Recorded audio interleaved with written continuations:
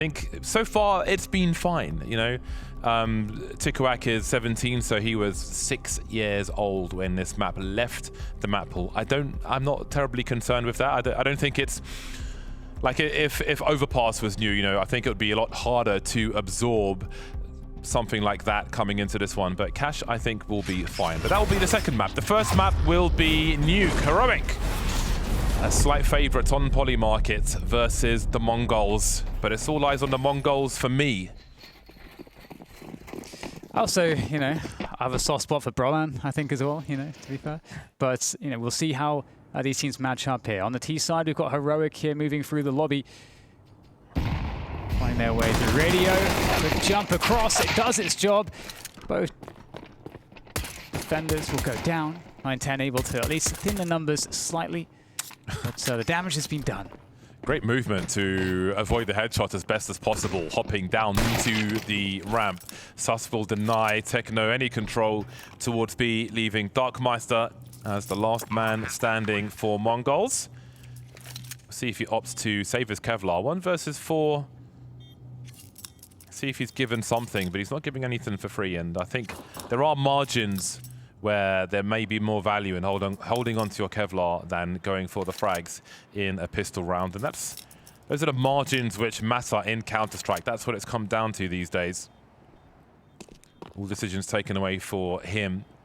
So a very prompt victory for the Heroic T side. Got one of the more active meme trolling Twitter accounts do Heroic, so look forward to what they have during this series. Yeah. They are throwing shade at people who, you know, could be playing in a completely different tournament other side of the globe, and they will still be talking smack. Love to see it. You have to keep things interesting on the internet. Absolutely, I support it. The more griefing, the better. Look at those jerseys. Whenever I see Darkmeister's name, it makes me think of Olafmeister immediately. Like there's like some kind of Counter-Strike people that are of the Meister family, Olaf being the most famous of which. Darkmeister out here on Mongols making a name for himself, and Heroic with that good start that they have earned for themselves, looking to control the pace here against the CT side. The force buy can be troubling though. 9-10 on the scout, you can never underestimate it. Susp has the neck of a Formula 1 driver or a boxer. You know, you've got to have really strong necks to survive the G-forces. Looks like he's ready to go a few rounds on Hungowering. Anti-force by territory. Saw some horrible anti-ecos earlier on. Let's see what Heroic's anti-force by looks like in round 2. Some good area taken at no cost thus far, but as I say that, oh, no. Martinez gets annihilated by 9-10, but Nilo's here to keep it competitive. Challenge for that space. Looks like the upper bomb site now being targeted. Nice combination moves here. Krisen opening things up, and new man Tikuak here.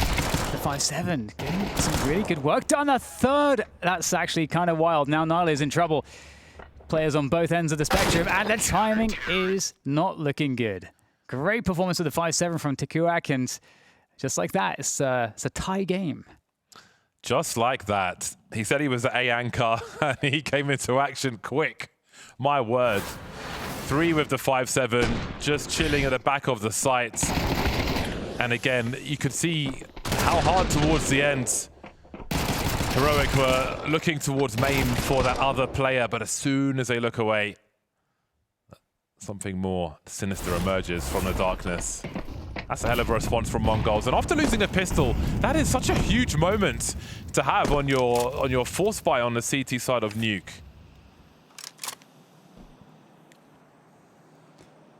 Yeah, the Mongols in the draft definitely a team that had a lot of question marks, was a favored pick for many, given, you know, the flux in the roster now.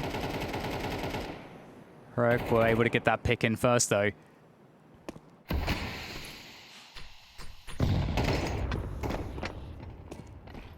March towards the ramp. As Krizen tries to run distraction outside. Tech9's in dangerous positions towards the ramp. Krizen dealt with outside. 9-10 trying to quietly rotate. Blitz is here to trade, but this is getting a bit gnarly, a bit dangerous, uncomfortable for the Mongols, who want to avoid getting reset back. Very good timing from Martinez. Brolan dealt with in the meantime, though. More smokes emerging. This could be variance. Darkmeister risking it, going through the smoke, taking one for the team in that respect. And now it's down to 1 versus 1. Techno does not have a kit. Is there one on the side that he can reach in time? Martinez won't allow him to do so, and the forces continue. This time Heroic taking the gold. Yeah, beautiful stuff there. You know, getting down to the lower bomb site very easily. That ended up being a problem for the Mongols. Oh, it's like the worst kind of a situation from the perspective of the economy. Such a hard reset on nukeable maps. It's not going to feel good at all. Really, really well played. Getting an AK into that position for the defense there at the end is really, really effective. So now Heroic looking to be in full command, as long as they don't fall prey to similar shenanigans.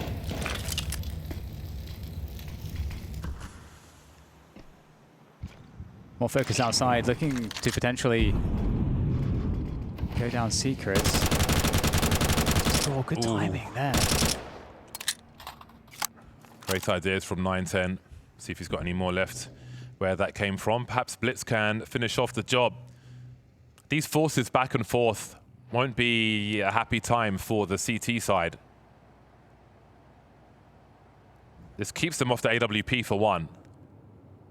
And also, you really want to have the larger share of the rounds in your CT half.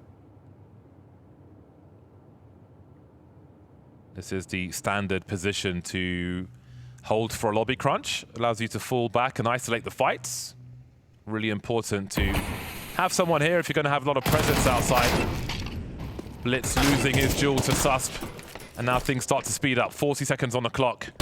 You see the bomb maneuvering outside. Drops by 9-10, traded by Nilo.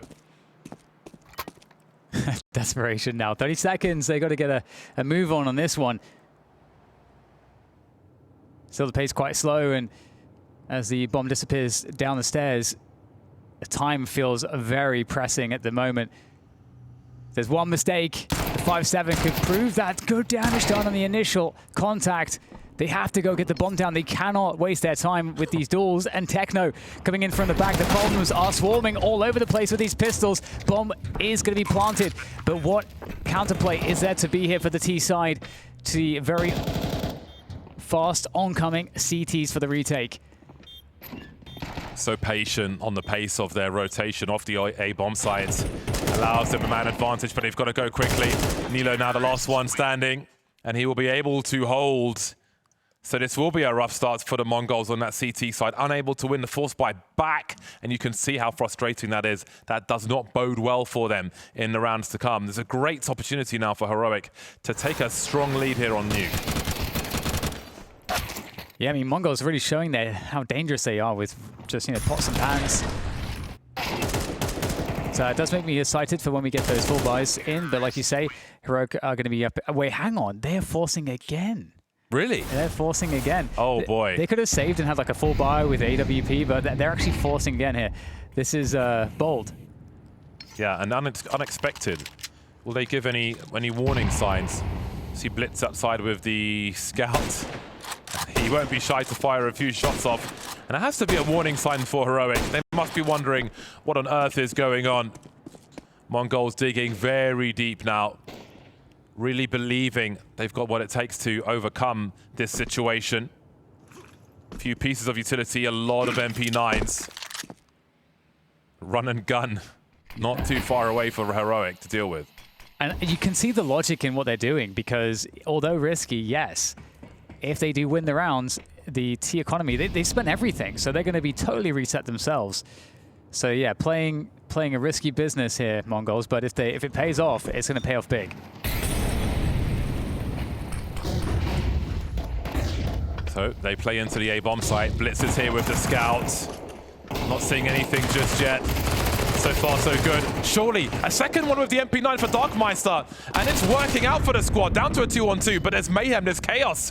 Where are these remaining CTs? They seem to have an idea. A great nade into Squeaky, and 910 now. Surely walks to his demise, but he somehow gets the better of Nilo. 1v1, Mac 10 versus MP9. Can this force buy work for the Mongols? Waiting for the peek from Crizzen. The pre-fire will be fantastic, and they pass the test again. This surely sets them so far back. They could force fire again, James, because they they did quite a good amount of damage there again. I don't know that they will do it again, will they? I mean, they are. They're doing it. By the way, they're buying up, spending all the money. I just can't. I can't have any other feelings other than respect. They're all in. They're all in again. Only one player survived. How much can turn around, though? I love this. Do you know what? I like this because this is the hard decision to make. It's a rare decision, and it's a hard one to do. Let's post it up with the M4, which will now be very lost. And Heroic will be happy with these proceedings. Potential for a landslide of rounds. I mean, the loss bonus is rising as Mongols continue to lose. That's one positive, I suppose. Yeah. But 2v3, they have a chance. But you almost would have wanted a half buy this round, so that's they could have like a really full-on full buy. They have a different vision, Dan. I guess, yeah. They're playing for the win. I guess, and to be honest, I think it is something that's going to be shocking for teams to be up against, but here's a challenge. Brolin very ready for that one. I mean, against the Mongols, I guess you got to be ready for absolutely everything. Brolin certainly is.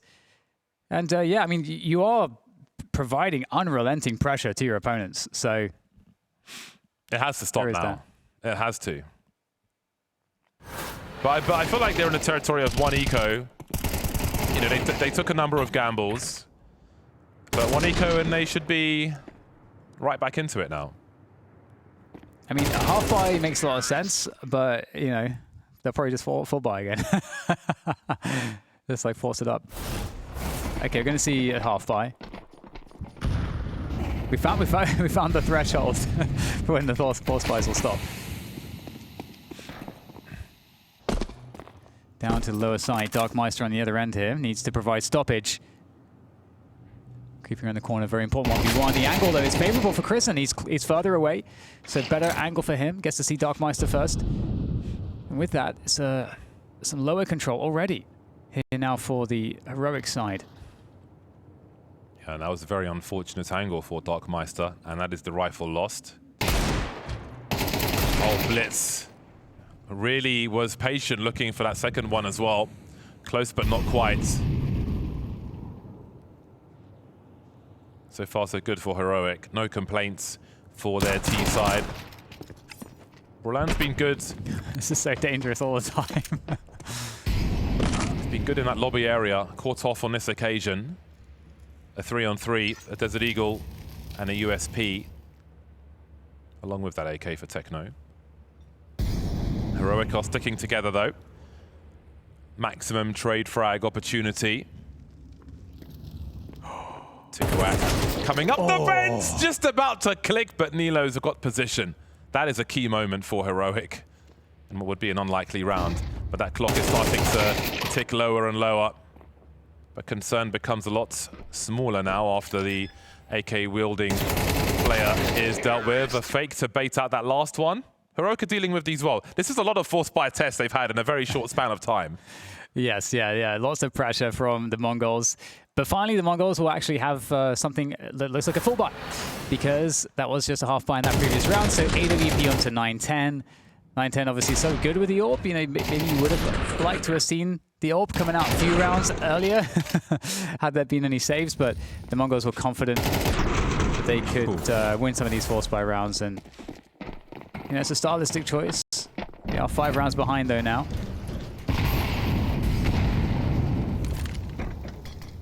I'm not mad at their choices at all.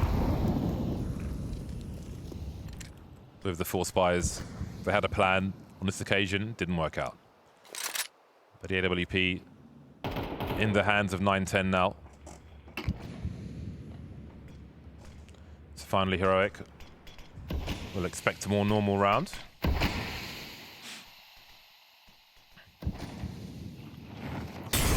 All the smokes has been consistent. Blitz's elevated position will not give any sound cues. We'll keep an eye on this. Techno looking for two. He's got some info at least. Fast-moving round now. 910 misses a shot, goes back to the well, and he's punished for doing so. Just like that, Tukuak is left alone in a 1 versus 4. Heroic responding really sharply, really quickly to opportunity. Their pick of Nuke proving to be very dangerous. Yeah, certainly is the case, and it's looking also like perhaps the half buy, force buy territory is something that's been better for the Mongols. They actually got so close to winning quite a few of those rounds, but this round was shut down effectively by Heroic. Yeah, Heroic looking really, really confident at the moment. It's good performance across the board from all the players. I think, you know, Mongols with the style that they've had, I think is well served to make the other team uncomfortable. But you can just see the resiliency and the comfort that Heroic have on Nuke. Terrorists win.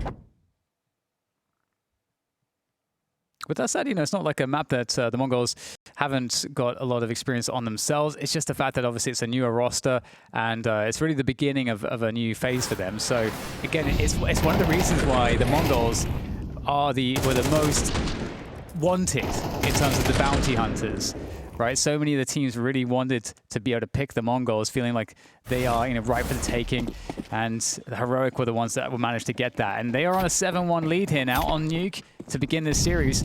It's looking really cozy. Cash will be very curious, but a while before we get there.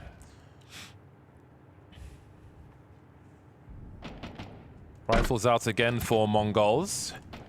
Not much in the name of utility, so they'll struggle to slow down these players unless it's about shooting them in the face, as Tukuak will do. 910 caught repositioning. That'll open up the outside for Krizen. Will make a lot of noise and try to pull players out of position, invite them for a duel, which Blitz will win this time, reappearing from secret. Is there a second round here for the Mongols? More action coming the way of the ramp.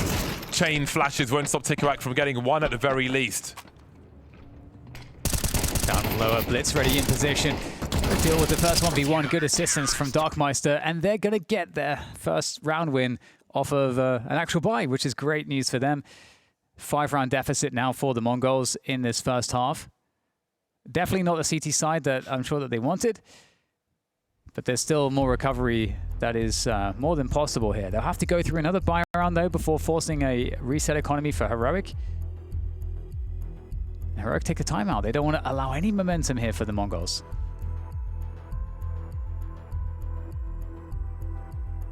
Yeah, there's still opportunity for Mongols to create some space before this half concludes, regardless of how it started. That has been true of many of these morning games this week.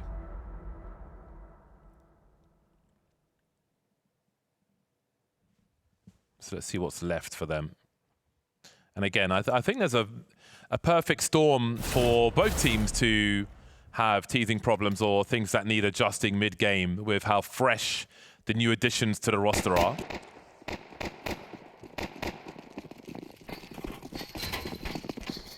Round 10. Much better util, but no sniper for the Mongols this time.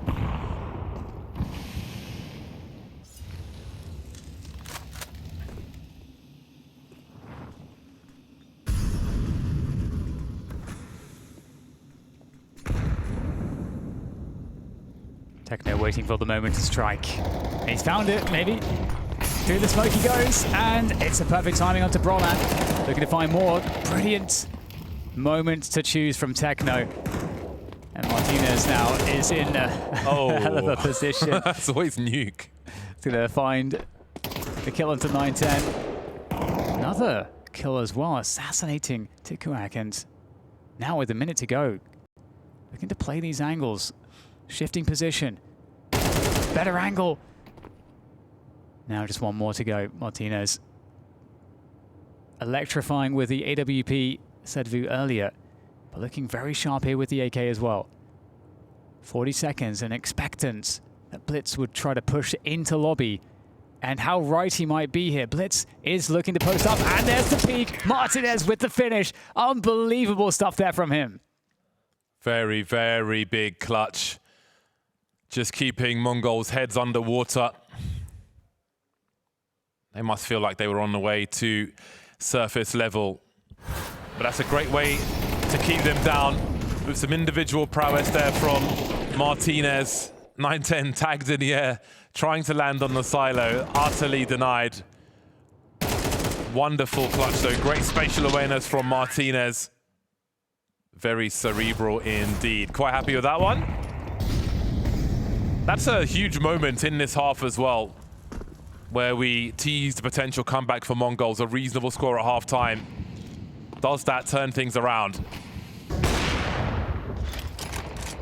Okay, that's some experience there from 9-10 with the opening there on the outside. Martinez back at it again, takes down Darkmeister. Good trades from Nilo, although still players outside to create problems. Now Prolan in the 1v3. Can he prevent the momentum from the Mongols? I don't know how he's going to do this one. He does not have the bomb. Prolan's a smart player, James, but this is kind of a lot to deal with. Indeed, a difficult prospect for him. Difficult on the money as well. You know, if you've got loads of cash, just try and take some guns away, but they can't really afford to do that. So it will be a case of tail between legs and live to fight another day. Much needed, an urgent third round for the Mongols. Full would be spectacular if they can muster it before half-time. Good timing on the opening frag from 9-10 with the smokes up outside. Don't feel like we've seen, I mean, of course, we haven't seen too much action with the AWP because of how scrappy this half has been for Mongols. Yeah, definitely. I mean, it was good outside defense with that smoke kill from 9-10 this time, so we can see the impact from 9-10 once he finally was able to get the AWP in his hands, but like you say, it's been seldom. Counter-terrorists win. I do love the confidence that the Mongols showed in selecting all of those rounds to force buy, whether you agree with it or not. You know, it was something that I feel like appeals to their style. But 8-3 is the score. Heroic looking really good here. This is their map pick. Boom, and that's how it all started. An important rescue of the bomb there, but to no avail on this occasion. So, last round of the first half. Can Mongols collect one more? Will Heroic be in a very strong position as they move to switch sides? Martinez is the second worst CT side and fourth best T side AWPer of the last month. That is very curious. The man likes to push, I suppose.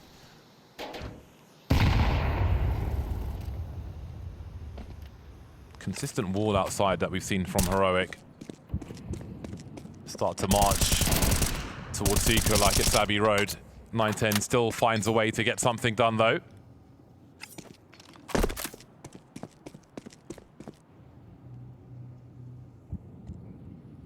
Lower control for Heroic now, and in the final round of the half, we'll see if they can convert a 4v5.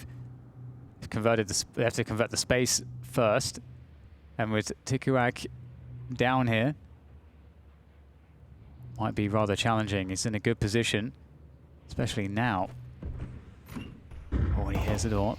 He's in the perfect spot. Multiple players oncoming. I mean, what are you going to do about that angle? Tikuak taking down multiple players from Heroic and finished off with the AWP from 9-10. 4 rounds at the end of the first half. It's something as we go into the next. Hey guys, I'm Frozen. This is Fosu from Australis. This is Apex.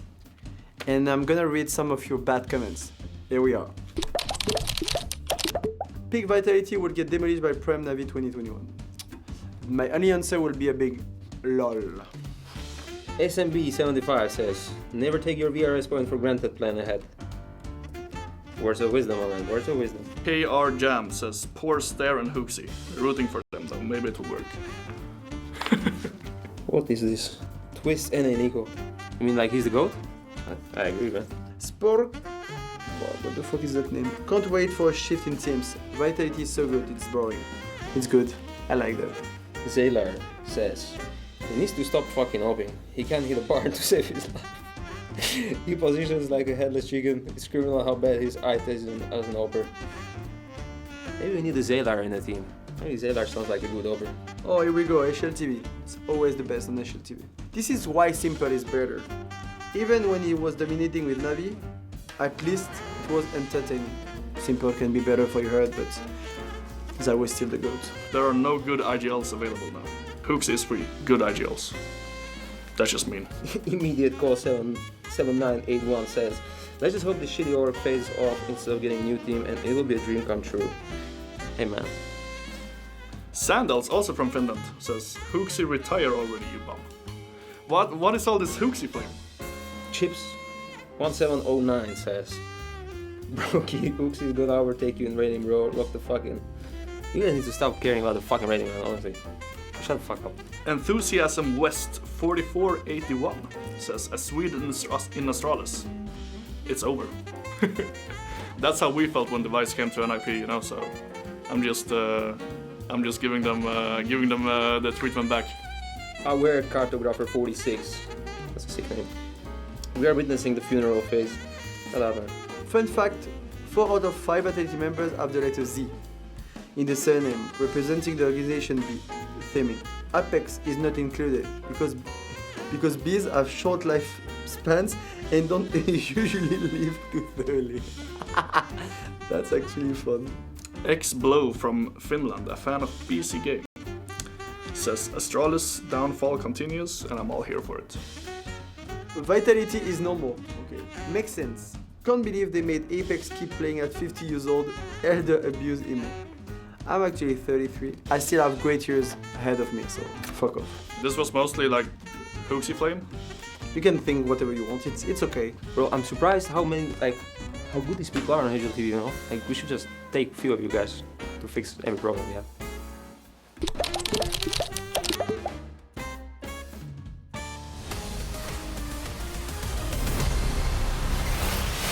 Heroic lead, 8 rounds to 4 versus TheMongolz, who weren't shy for a force buy on the CT side. They switch sides now, of course, so we'll see what they have to offer as the aggressors. We saw an interesting stat about Martinez. Wow, look how favorited Heroic are at the moment. We saw a stat about Martinez liking the aggressive AWPing on the T side, finding more results there than on the CT side.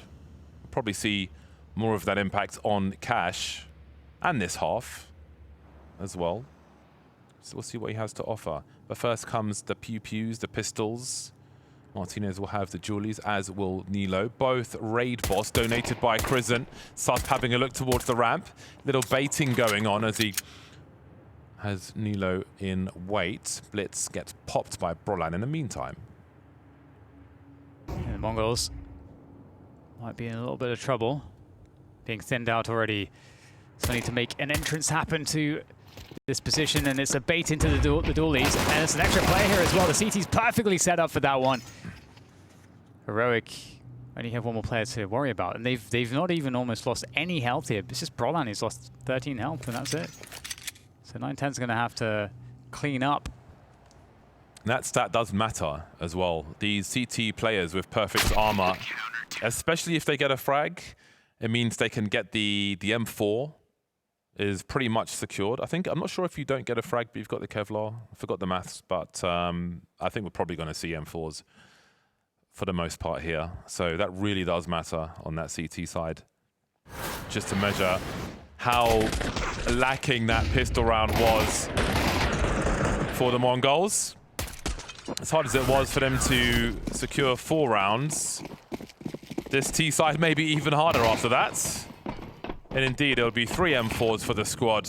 Susp collecting some utility. Crizant, who donated those Julies, will have the FAMAS. No force buy this time from Mongols. Had plenty of that. I think they force buyed enough for 2 sides Yeah. in the first half. Yeah, that's true. And they are so far behind right now. If they force bought and lost, it would just be devastating. So they're going to run down, get this bomb plant instantly. That's very nice. It's very nice indeed. Guaranteed money. You know, in terms of the likelihood of getting a kill versus getting a bomb down, if you can get the bomb down, it's guaranteed value. But getting a kill is so challenging to do. But as I say, that 910 manages to do it. Second kill coming in from 910 as well. He's causing quite a problem. I wasn't expecting those bonus frags. Yeah. After abandoning the bomb planter. But there they are. And maybe they'll have a part to play and a potential comeback in this half now, but that was a well-achieved bomb plant. But now the real test begins for both these squads. Yeah, absolutely. First buy round here on this second half. All the AKs out. FAMAS there for Sus. Of course, we've got to prioritize that util. There's the wall of smokes. Playing in front of them, though. Blitz looking confident. See what he can find. No CTs are taking a look, though, just yet. Very deep angles there. So Blitz not able to find anything just yet, but maybe that fate will change shortly. There is a head at distance, availing itself, but now the smokes have gone. Mongols have made their way down with a couple players. That's the bomb as well in tow. Now, Heroic, they don't have anyone downstairs just yet. Tikuak pressuring the A-bomb sites. So where do you put your players? Mongols are poking and prodding pretty hard. But Martinez finds his 11th frag, giving his team a 5-on-4. Still no one downstairs, James. The bomb is about to, be in a position to get planted. So it seems like it's been completely overlooked by the CTs, but maybe that doesn't matter. Maybe it's okay to allow a bomb to go down because they got a 5v3. Roland ready for the anti-rotation position. He's so good at holding himself. So indeed, bombs planted, but it's a 2-on-5 for Mongols. Blitz being contained in the upper area. So what is left for 910 to do in this scenario? He has an entire army coming his way. The mercenary force who will retake uncontested. All 5 survive at the end of the round, and that's got to be a bit gobsmacking for the Mongols. Yeah, that seems very unlikely for so many players to survive, but it was a little bit weird, a disjointed round, 2 players sneaking down below, which is interesting because you would think that some CTs from the Heroic side, if they understand players are lower, they would rotate a couple players, which would mean that the upper side of the map will be weaker. So then maybe the Mongols players who were on the upper side would have had more of a chance to actually make some kills happen. So I'm kind of curious whether Heroic actually knew that they allowed 2 players down or not, because I have a feeling they didn't even realize.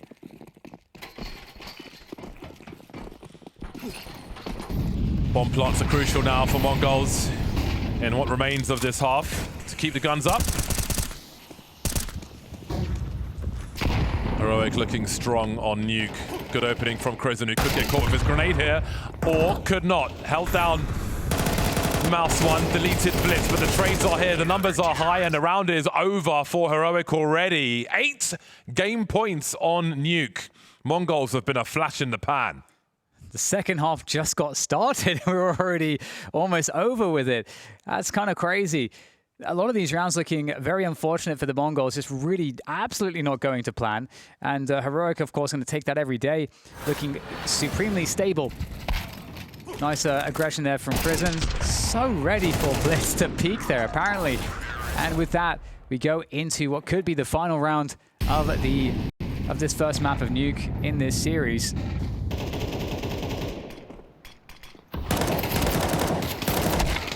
Crikey, that's a really important revenge frag for Blitz, because after throwing these smokes outside, there's basically no utility for Mongols.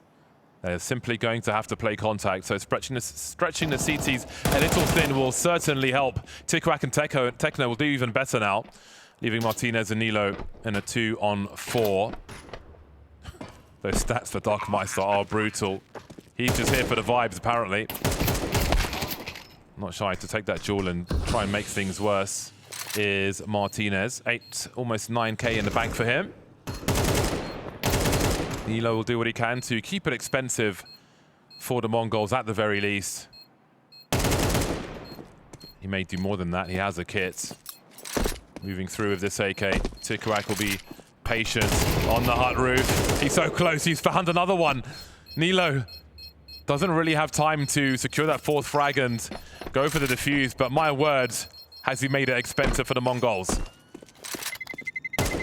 Yeah, gets to hang on to the AK-47. Always be spotted, so maybe not. But yeah, I feel like that's just kind of a vibe check, isn't it? He's just running around, just headshotting everybody in a 1v4 situation, making it look easy. If only he had more time, he would have been on for the clutch. So kind of a statement. Couple of kills at the end there from Nilo. Again, asserting dominance against the Mongols. Where are you going, son?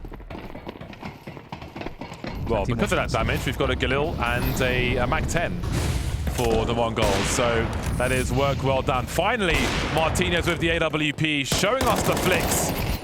Rifle supports here as well. And then there were two. Make it one. We can barely finish a sentence before all the Mongols are gone. 9-10 versus 3. 2 in the vents, and that'll be that. 13-5, a monster game of Nuke. So many forces from the Mongols, but just couldn't get anything started in either half of that map. Okay. Trying to keep the tempo really high with all the force buys. Just didn't quite seem to be something that worked out. I respect it. Didn't work. On to the next, I suppose. What did you think, Jay?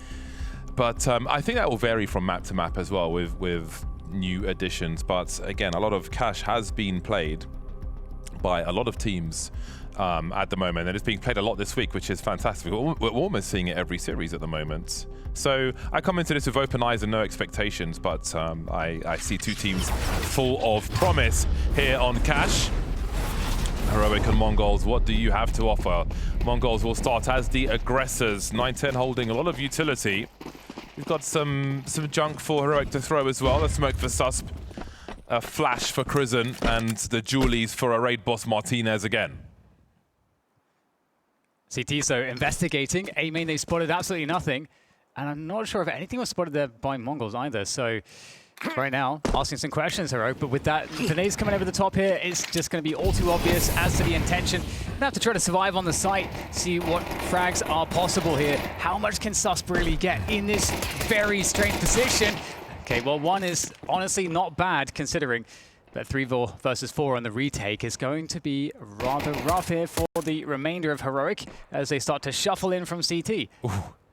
Goes for the brazen, good plant techno while that smoke is up. Krizen looking for a sliver of an angle. Really good positions now as far as the bombs being diffused for Mongols as well as the numbers. Pop flash deployed, huge swing, the Julies though, so much spam. Took long to get that first frag, they got there in the end though. 9-10 drops, leaving Darkmeister all of a sudden with an angle on the bomb, but can he keep it with the encroachment? He can't. That's a hell of a retake coming through from Heroic. Looked strong on Nuke, and that's a strong retake on the B bomb site of Cash. Can't believe they all survived. I really can't. Sometimes it'd be like that, I suppose. And not good for the Mongols, who are certainly going to be looking for that early confidence going into Cash.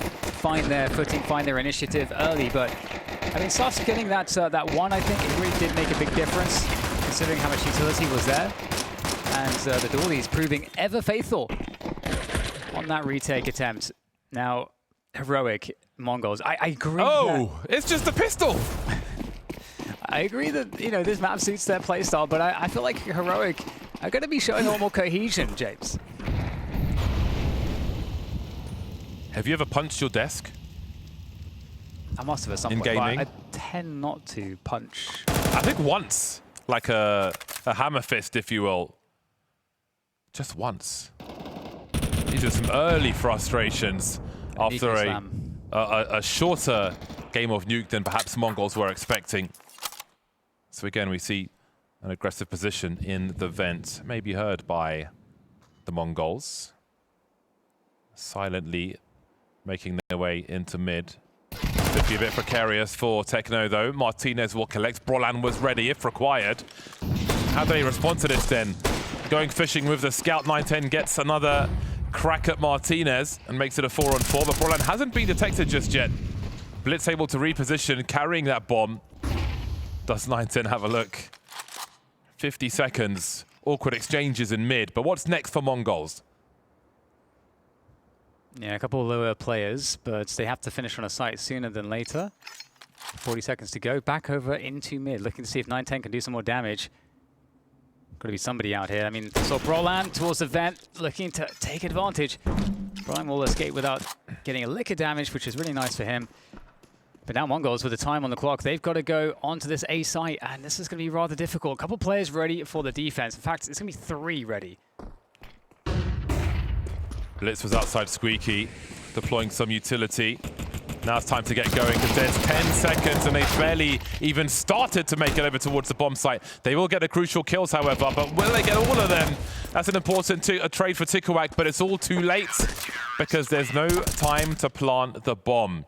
Seeing a lot of teams playing the really late game there. I'm not sure Mongols got as much as they wanted to in that mid position, unable to deny information with Brolan holding on for all too long as far as Mongols are concerned.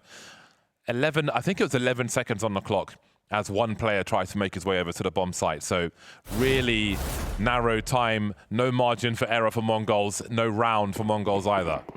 Yeah, no bomb plant. It's kind of awkward because they saved a couple guns, so they're going to force buy around all of that.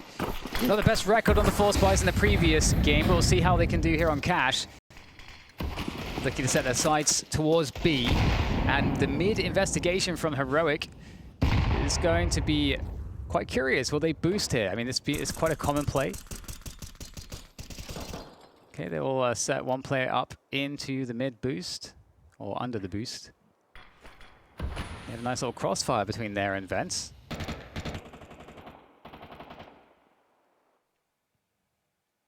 Oh man, it might work out really well. Will this be checked?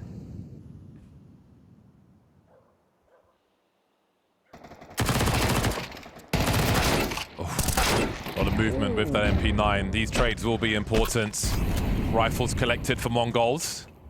Over a minute on the clock. They want to play a slow game. There's plenty of time.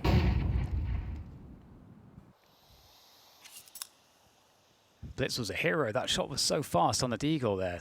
On the trade frag that hadn't even revealed himself yet. Nilo's clearing A main, which is going to allow Martinez to rotate over towards B. He was holding shorter, but can he get that over there in time? Sus smoked off. Does he make a play through? Martinez has got no nades to offer him, so it will simply be a gamble based on the sound cues. Blitz making his way over as well. Surely he plays a flank now. Indeed, he goes for it, but Blitz is ready. Hasn't pulled the bomb out just yet, which is key. Again, going for that good plant spot for the checkers area. That is the default for those of you at home. Those of you who were 7, 8, 6 when this map was removed from the map pool. Have to be confident about the situation towards heaven if you go for that plant. Nilo in a 1 versus 2 now as Martinez is dropped. Sees half of the puzzle, finds a 1v1. That was a nervous one, a little late on the trade frag peak there. A lot of bullets flying, but it will go the way of Mongols after all. That's crazy. If that's an M4, I think that's a kill with just like the extra rate of fire. Very, very, very nasty. But it is the Mongols, though, who are able to benefit. And, you know, these force buys were not really working out for them in the previous map, but looks like Cash looking a little bit nicer. And again, I think that kill from Blitz was insane because the whole purpose of that setup really was that it was a trade frag from the vent position, and Blitz just seemed to be so ready. And with that now, Mongols have forced the CTs into a force buy themselves. See if Heroic can have any tricks here, but they will be giving up middle, which makes sense. They don't have too much to fight there. That's one Deagle down in A main, so 5v4 now for the Mongols.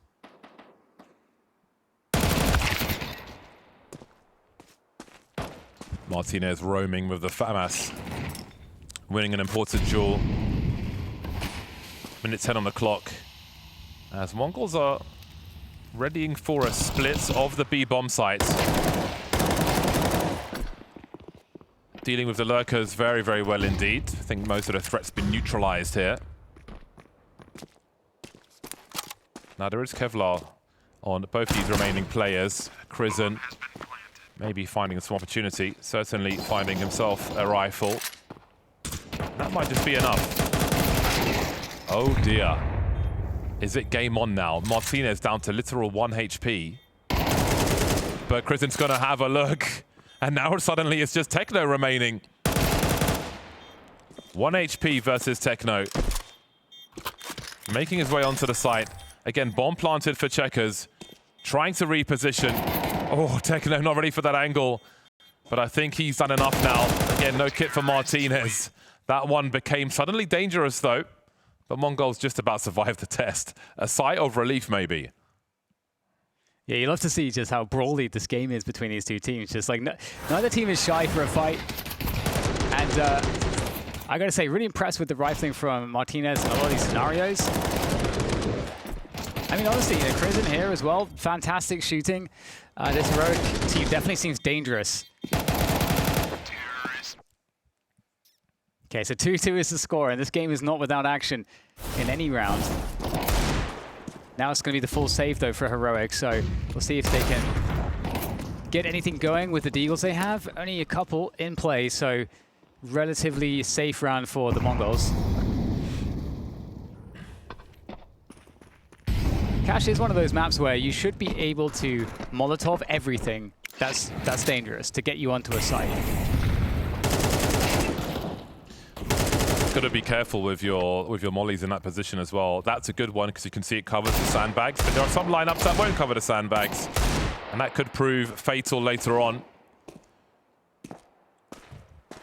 So these teams need to make sure they have the good molly. And that was an on-the-fly lineup, but delivered the goods. Neutralizing what Heroic can get up to here. So there's life in Mongolz in this series. But now the pistol rounds are done with. We'll see if Heroic can fight back. Yeah, the Mongols taking a slight lead, but yes. Heroic now with the buy. No AWP though, just yet. I'm really dying to see some more AWP from them, but it's early days in this game of cash. And there's so much to see, I think, in terms of tactical diversity on this map.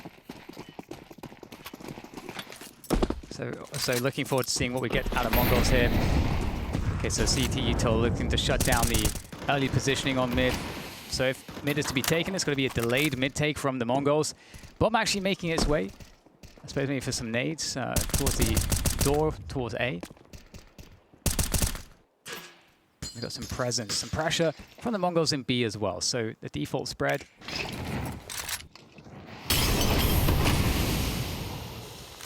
Very nice. If you're wondering how to bounce nades around the corner, there's an example. Now some pressure towards mid. Maybe hard to deter Martinez from his position, trying to get some elevation.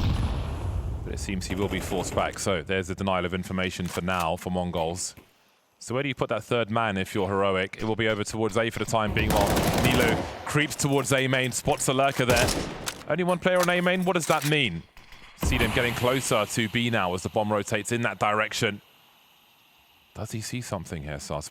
Doesn't seem so.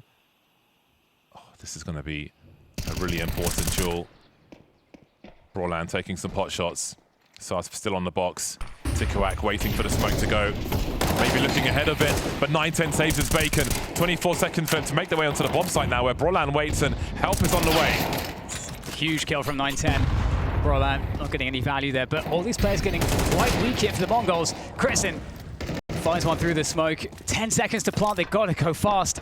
It's going to be the safe plant, but it's a huge swing from Nilo straight onto the site. 9-10 goes down now, trying to find out which way do I look. Techno, 5 HP, 2 players to deal with. It's a preemptive peek, but Martinez with the coverage, and Heroic will save the day and tie things up 3-3. In some ways, this feels like Dust2 on steroids. I like it. Dust2's next if Mongols win. It was cool to see that this round for me because we saw from the Mongols, I think one of the most basic defaults of cash. You know, they've got some players A main, they've got some players outside B, they're trying to draw out utility, and then they go for the delayed mid take. And so it's like it just plays out in this very ambiguous way for the CTs. So it's a really good foundation for how you can play a default on the T side. So it's really cool to see that from the Mongols.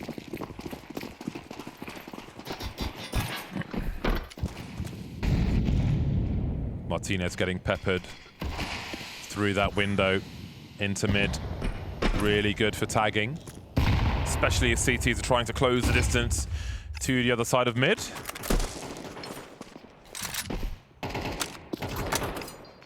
Mongols have held on to most of their util. So we have mid-round intentions.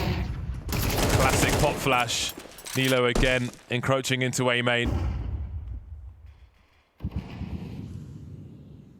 Proving very fruitful, those aggressive plays by the CTs.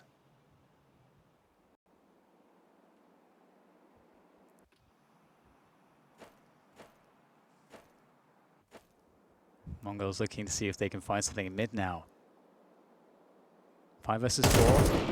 And the CTs now know that this space has been compromised, but the thing about mid though, at this point in the round, is that you got to convert it into something. So the CTs don't necessarily need to hold on to it at this point. They're pretty satisfied, but they are stuck 2 on the bomb site. That's going to be, it's hard to defend when you've got nowhere else to go other than the site. How much can they get from this elevated position that Brolan is holding? It will need to be a lot. Almost a double pick between the 2 players, but Brolan unable to drop Tickerback. Sus forced into the open by the Molotov, but still standing for now. Can he make a connection? Running out of bullets, running out of space. 20 seconds for Mongols to get this plant, and as Martinez is the only one standing, Bomb has been planted. that'll be just fine for them. Hiding in plain sight with the AK as the money is disastrous for the CT side. I think there is a kit on the site itself, so we'll see if Martinez is looking for any late round shenanigans. You'll hear the sound cues of the Mongols moving away. Is anyone watching the bomb? They've completely abandoned it. He could ninja. He could actually ninja. If he can't imagine that everybody's gone, though. Surely. He's playing for exits, and it's incredible. They came back a bit like, hold on, we just, like, who's supposed to be watching the bomb here? There is the kit. Not too far away, but again, he just can't expect that to happen. That's so funny. Yeah, great round from the Mongols. Again, you know, you can kind of see why. Like, that's kind of how Cash is supposed to play out in a certain respect, where, you know, they played out that space in mid, like later into the round. Even though the CTs are up, they're kind of stuck on the bomb site, and you know, this very hard to play if you've got the util to kind of make their life difficult when you come into these entries. And I guess, you know, the issue is that, you know, you're wanting Brolan to be able to get at least one there. And then Susp as well got, I think, fairly unlucky to also be unable to get one. So Mongols in a good spot. But here's a boost. Haven't seen this so far. They show it one time now. Bombs in T-spawn, James. Oh, my words. The timing there. Nilo looking away just at the right time. I don't know how he doesn't catch more of that flashbang. Again, the 5-7's prevailing. My goodness. And that is a hell of a pickup. That's a lot of information as well. They've completely cleared out the area towards B, which Mongols are aware of. And with minutes on the clock, do they feel compelled to, well, I mean, they're limited on what they can do, but 9-10 will open up the options. Picking off Martinez, but keep an eye on that bomb on the radar. Blitz is still lurking towards the B bomb site, and Mongols haven't completely committed towards A. They are driving everybody in that direction, though. I think 9-10 might be on the rotation now. Yeah, looks like it. It's what a crazy round this has been for a variety of reasons. Now, as there's no kit, this is going to be very interesting. You do have one player that's fairly close. Prison making his way. And he's going to 1v1 on the site here. Prison, he's going to get the headshots. Now he's going to not know where the next player is. 9-10 has to book it to try to get there. More teammates coming here for Heroic as well. Now onto the side, Prison can start applying that pressure on the defuse. It's going to be a long one. Here comes the peak. And Prison, I mean, they were talking him up, and he is looking fantastic so far here today. Hell of a round, hell of an attempt from Mongols to bring things back. But Heroic were able to do what needed to be done there. Tense one. I'm enjoying this game of Cash. Fairly different to a lot of the ones we've seen so far, I feel. It's so funny, like all the things that went right here. Obviously, you know, picking up that AK, that kill onto Tikuak is so funny because Blitz had to run all the way deep into T-spawn because the bomb was so far away. He had to go rescue the bomb, leaving his teammate alone, that then allowed, you know, the USP to come in and take him down. It's just so interesting. But 4-4 is the score. As you mentioned, James, you know, both teams really needing to build that economy, especially the Mongols right now. You see the risk of going for that good plant as well. If Heaven is not secured, immediate punish there. So Techno with the hero Tech 9, if you will, and it can be the hero of many a round. Bursting into the A-bomb site, as is common on Cash eventually. Brollan and Nilo getting the better of the duels so far. There are rifles here for Mongols, and it's Tikuak who will drop Nilo and open up the site some more. Rotation territory for Heroic. 2 in mid, 1 by the car position. Bomb plant delayed by the flames, and there's more utility coming 910's way. Oh! Strong HE finding its way to 910. Good delay on the bomb as well. Giving extra time here for the CTs. Blitz looking to play forwards. Someone allowed the CTs to just get on top of him. His teammate goes down. It's all on Blitz right now, and it's just Martinez again coming through. And great retake there from the Heroic side. That's going to bring them to 5 now. Yeah, a lot of rifles being thrown at that one for Mongols. Great utility, delaying the bomb plant, punishing the bomb plant afterwards. Sharp stuff from Heroic. Neck and neck for these teams. Yeah, great game of Cash so far from these teams. Wow, that was from hundreds of meters away. Landed perfectly. Been training that shot put. Okay, Hero AK on Tikuak here for the Mongols side, and it's going to find its way to Brollan. Nice trade. Does get recovered though. It's been recycled. 910, next man up with the AK-47. Nobody else with Kevlar, however. So they'll have to be pretty quick. 2 Deagles in tow as well. 11 frags for Nilo, 11 frags for Prison so far. Martinez on the catch-up. And the AK may be permanently lost now. Some shadow advantage there for Martinez, making those frags a formality at close range with the AWP. Yeah, I love what I'm seeing from both teams, I got to say. Here's so far on Cash, but Heroic now starting to actually create an advantage. I wonder if there's momentum to be found for them now. Ooh, yeah, really good stuff there. Tikuak got the better spawn. I'm sure that's why he got the AK for the mid challenge.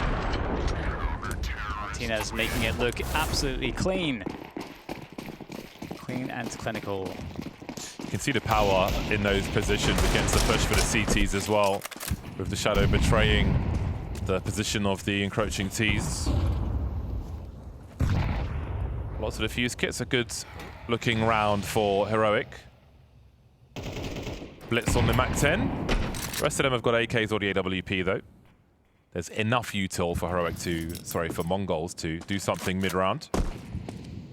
910 keeping the CTs honest, having a look towards A. We'll be more conscious of the pop flashes into A main now, after being punished by Nilo in different ways.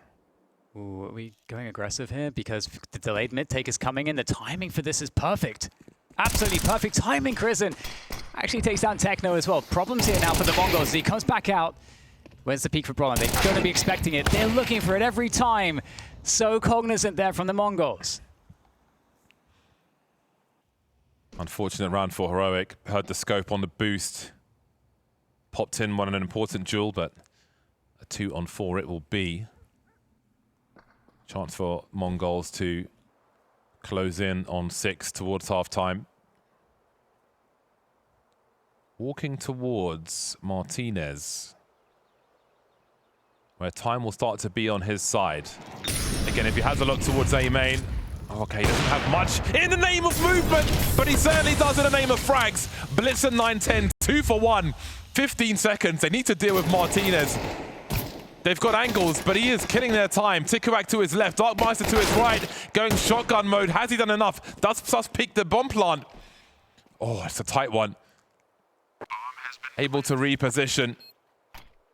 Tikuak reloading. There he is, Sus, trying to find the 1v1 now. Can he follow up on a damage done by Martinez? Trying to isolate these fights, trying to bait that trade fragger out. Can he find him? The transfer's not there. Darkmeister's fast enough. That's so close. Wow. Martinez really making them sweat on that one. The double, the collage coming through. Again, great plays from both teams. I think, you know, we're seeing a higher level of cash, I think, against the games that we've covered previously.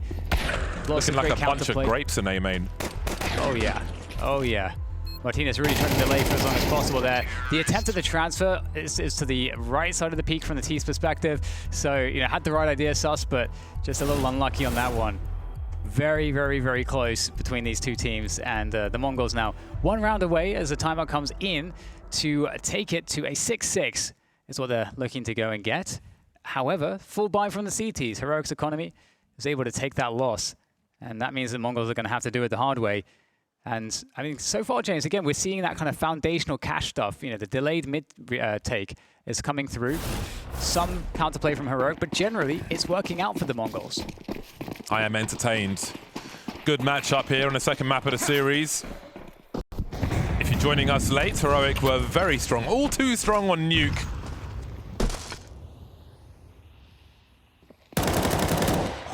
Getting away with the reposition is Tikuak. Tiki was jumping past the potential AWP. Now scurrying away with his Galil. Damn. He's gone to Big Bro for backup. AWP coming through now. But that's a nice forward position for Heroic, which Mongols will surely want to deal with. Again, you need the threat of being able to go towards both bomb sites to spread out the CTs. Yeah, that's a big win. I mean, he's taken that for almost for free, basically. And, you know, go back to the... Oh, we're going for a delayed mid-take, yeah, but... Oh, okay, Brolan's going to take down Darkmeister. Change the position. Yields Brolan 2 kills. And look at the dart now into this B site. There's a rare miss there from Martinez as the cross gets smoked, and now this site is accessible. It's good they were able to get a smoke down there. I think there's a bit of team blocking by accident on some of those nades for Mongols. But they'll make it to the site safely enough. 3 on 4 post plant. Can they tie the score at half-time? A slow approach from Heroic. They've got 2 kits on the 4 players. There is a pop flash to be had as well. Tikuak will be found eventually, leaving Blitz for the MAC-10 with surely too much to do. Krisen dropping him, leaving 9-10 in the clutch now with the AWP. 1 bullet in the magazine, that's all he has left. Fires it, but the trade is immediate. So it will be 7 for Heroic at half-time. A tight score as we move through to the other side of Cash. Into the sniper, out from heaven. Hypex yet again with impact. And now it has to be a clutch. The bomb, can it get planted? Yeah, Snax is gonna try to go for the spray, but it's off the mark. Now Flamesy's on for it. 1v2, offers his first target. Oh! And it's beautiful. Oh, it stays saved by Flamesy. More pressure from G2 coming out long. Yeah, and his teammates were just kind of shifting very, very far away. So reinforcements a long way off for HooXi, but who needs it? Yeah, great flashbang. HooXi with a triple kill. Heavy got Mattis and Hunter all dead at HooXi's hand as he goes again. HooXi shutting them down. Long is completely closed by the Dane. And his phase about to fall. The clash is going to come at the CC stairs. Now they're going to play for it behind this smoke with the pistols close up. They don't want to back off and give the rifles an advantage. Oh, again. It's Heavy God again. The Tech-9 enters the kill feed. And that old familiar sting. FaZe Clan are gonna lose the pistols unless Frozen and Twist, the OGs from FaZe Clan, looking to deliver some life. But the P250 goes down and Frozen! FaZe are in the game. With the AWP recovered, you need to get the strongest weapons out next to it. AK for Hunter stepping into the lion's den. Oh, what? How has he done that? Hunter, that is something special out of the AK. That is just unreal. Feasting on his prey. They break the smoke, and Fallen still has a strong position. This could still get really weird. good. Double pistol kill for Fallen, gets the upgrade, and there's still Keserato down in pit. They try to clear Yuri. 1 health is all the difference, and it does make a difference. 1v3 for Torsen as he takes the first kill. Might have another body in store. Fallen falls for information. And Torsen waits for Molodoy to make a move. So now that's the bomb down. This 1v4 ace for Torsen is on the line. Kinder plays, and Torsen fights. He finds all 5. What a monster. Alexi B fighting him on, but Broki's right here in the 4th round, and some hope left for FaZe Clan. Unless Wonderful can just rip it out. Oh! No way! And it's the inexperienced player up against Wonderful in FaZe's most important round. Already feels like FaZe is knocked out walking. Wonderful, so confident! Of course he's got it! Yeah, trying to just be sneaky, hoping maybe that one opening kill moved the defense away. Didn't. ZywOo's gonna get hunted down with the AWP, but he's got a teammate. That's crazy. He's actually gotten all 4. Flamesy backs him up and steals every single kill. ZywOo. And it's gonna fall onto Hypex now. It's time to run at this. 10 to the clock. 2 players in front of the bathrooms. Hypex shaves off 1 of the 3. 7 seconds, and it's all on Hypex now. Plays behind the dice with the no-scope. Oh! Beautiful flick shot up.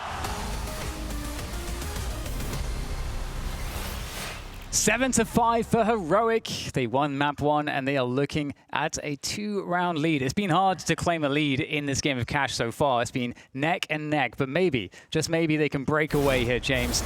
The Mongols switch onto the CT side now. 9-10 ending that first half with 17 frags. Doing some really important work for Mongols, but there is more work to be done. They still trail. The pistol is important for both. There's a lot of opportunity for Heroic to run away with a 2-0 here. It's a great one-tap from Blitz onto Susp. Too many man, though, looking at him from the entrance to mid. Prison will pop, minute 30. Darkmeister on the flank. He's cleared A. The rotation is coming, but can it come fast enough? Tikawak in that headshot position. You can see them jumping past to avoid the headshot. The numbers game will prevail, but they are 1 lighter now. That continues to be true as Techno's able to trade. Just holding position while Darkmeister continues to flank Prison in a 1 versus 2. Great headshot, but the Glock isn't as good as the USP. Techno on 3. Safe plant. Worst case scenario ticked off. The creep continues from Darkmeister, flanking all the way from A main to secure the goods for Mongols. Really nice. I think it's a great decision for him to just go for the plant there. You know, I could see some players trying to use the plant to bait one of the kills, because then you're in another 1v1, but guaranteeing the money, it's always nice on the T side. But yeah, both teams really sharp on these headshots, that's for sure.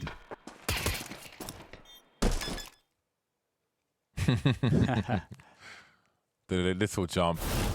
Caught by surprise. Fully focused on 1.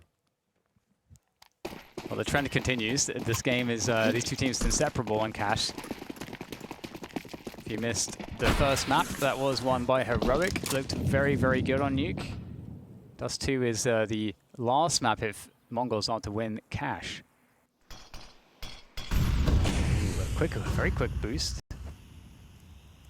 This is a force buy they're up against. There's a CT smoke on B, which will buy time for them to get up to some nonsense as well. It is being looked for by Prison, as you can see. They also don't know if there's a stack.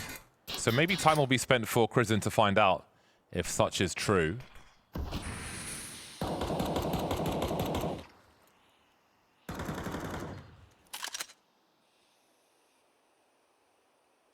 Before we were looking at a set piece potentially from Heroic onto B, but they are walking all the way back to A now. And again, Blitz is in a pretty interesting position. If they try to go up onto the boost, you'd love Blitz's chances at getting a couple kills. Ooh, softening them up as well. They're never going to expect this now. Oh, he's read it perfectly timing-wise.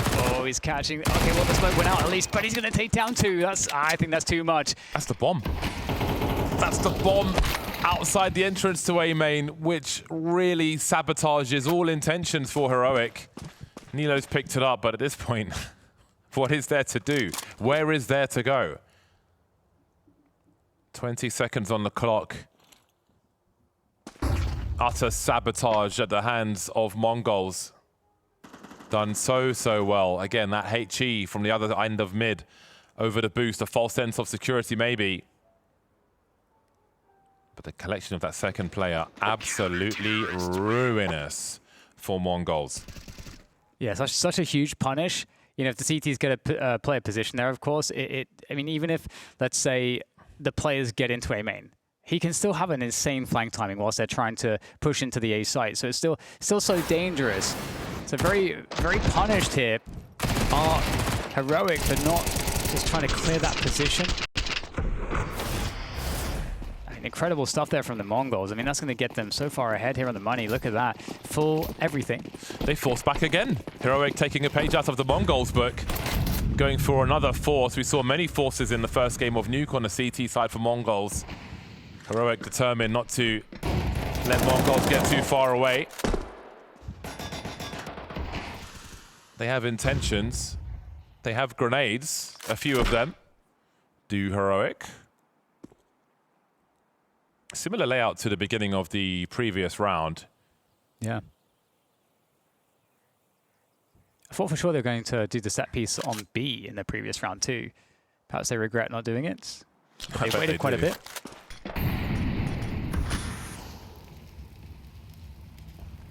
Oh, it's awkward with this counter utility. Look at that fresh smoke. So difficult. Do you go through it? There's 55 seconds left now. It's really well done after, like, towards the end of the Molotov. No nervous dumping of utility from the Mongols, but patiently waiting. And there's more where that came from. 40 seconds, eerily quiet, but Techno's got an incendiary to deploy, which will be a great counter. Not quite ready to throw the HE. That could have been quite something. Tikuak at the back of Checkers, cutting the numbers down. Really well indeed.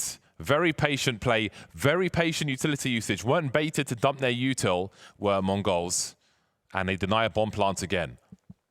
Yeah, the Mongols playing really well across the map in terms of getting the information they need to be in the best position to defend. And I think that's going to be the challenge here for Heroic. Heroic are going to have to play a T side where they are doing just as well as Mongols in that same department. And what Mongols were able to do on the first half, we discussed, is get that delayed mid-take in as part of the default, controlling both sides of the map. It seems so straightforward, but the Mongols, I think, just doing it better right now. Good opener from 9-10. When the buy rounds come through, I'm curious to see the approach around A main for Mongols on the CT side. Because again, it is a very big target, the numbers game. Trying to trade out over towards A. I would expect that to come relatively quickly from Heroic. Oh, the timing is just cruel. Perfectly done by Mongols.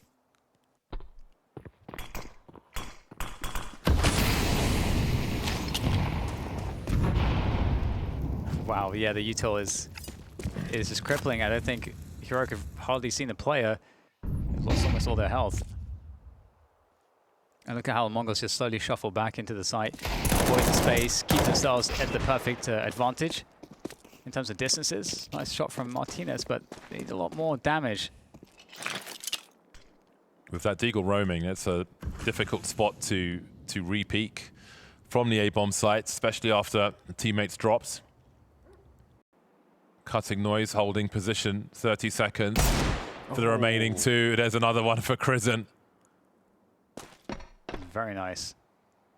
Bomb's just waiting behind to see what the best play is, but there are 15 seconds remaining. They're running out of time to make the best play.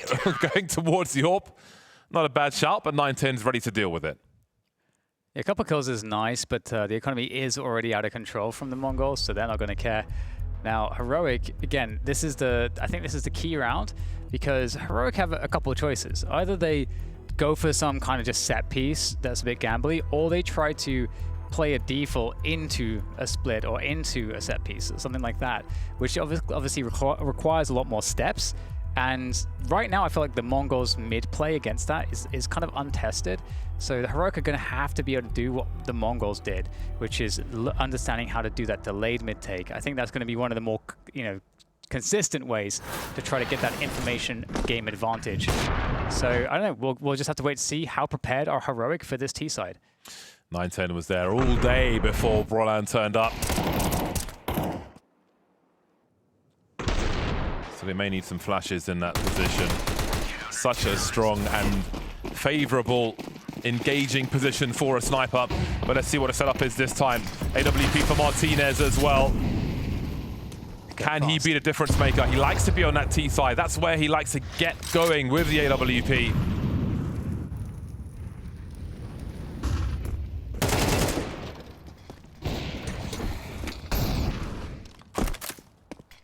Well, this worked out in mid, going very fast indeed. Now this is forcing a response to 910. Looking to peek into B main. Spotted no single player out here. So what does that mean? Likely that it's going to be either mid to A or an A main heavy focus. One of the two. And he's carrying the bomb also, Martinez. Although I think they would secure it should he go down there. Brolan with a nice angle on blitz. Worst case, they're 4v1 on the A bomb site. At 5, handily dealt with. Brutal round from Heroic. There we go. So that's a fast timing into mid. With that like smoke, get under the vent very quickly. But I would say, Mongols, they didn't put much pressure into mid themselves. It kind of seemed like Mongols wanted to have more players towards A or B respectively at the rush timing. So maybe expecting more of a rush timing based opening from Heroic to either one of the one or two of the sites. So will they put more emphasis on mid now? That CT money has disappeared very quickly indeed. Full wipeout is expensive to replace. 910. Is he stuck in the corner with them? Or are they stuck with him? 5-on-4 still going. Nilo sees the end of the barrel, but Blitz is there to rescue 910 from the position. 5-on-3, aggressive response to the action from Heroic previously. They've got no answer to this aggression from Mongols. We asked questions about the A main position, and they've been answered in this round. Yeah, I think, there's a world where Heroic were expecting maybe the Mongols to be more ready for a fast timing in mid, not wanting to run it again. But funnily enough, it would have actually been really good because the Mongols were ready to have more bodies for the A main defense. Brolan will try to get what damage he can. Martinez was open for a shot there. Just 910 was quicker to it. Here goes Brolan. Nice shot onto 910. Not easy to outpeak the AWP. But that's going to be that for Brolan. Just a little bit of damage. And the Mongols 2 rounds ahead of Heroic. Looking generally more comfortable on this second half. Yeah, that's a critical way to win a round for them as well. After getting so much money wiped out, they can build back a little. Again, really nice, aggressive match between these squads on Cash. Explosive stuff from 910. He's been really important for Mongol's success. Good support for the AWP as well when required in that round. Lots for Heroic to reflect on as they use their last timeout to figure out the way forward. The route to a 2-0, should it be possible. This fight. Oh, what a shot from 910. Yeah, you can see from Martinez's perspective, that looked really doable. 910 just so quick. I think if he gets that kill, I think Heroic has a very good chance in the round. It's 3 CTs heading in towards mid then. Expecting a fight. 1 for 1. Oh, makes it 2. Kristen's been popped as well. So much time on the clock, but Heroic have really got the worst end of that one. Nilo unable to drop Tikawak in mid. And this leaves them absolutely crippled. We need a clutch now. Martinez still with the AWP on his favored CT, on his favored T side, statistically. Has a lot to do here.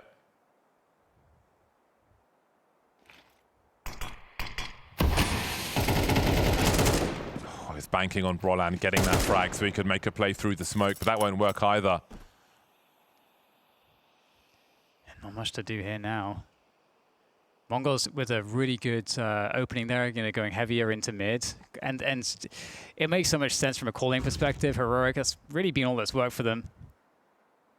And you probably feel like they want to go back to something that's worked. And the Mongols are ready with the counter. Might be a long 40 seconds potentially. Oh wow, nice from Martinez to keep himself alive with the AWP. He'll have to push this. They know exactly where he is. You're hoping for something flashy. He has a bomb with him. But Mongols will allow nothing more. So yeah, really important shot down. Quick action in mid. Nice pre-fire there from Techno. And that was a really big duel. That pretty much decided the round at that point. Yeah, so Heroic, haven't shown, their ability to kind of outplay the Mongols in mid ultimately. Other than that one super fast round, they haven't shown the slow takes. They've only won one round in this half. Yeah. 9-10, again the A main peak. Devious stuff. It just seems like the Mongols have all the answers.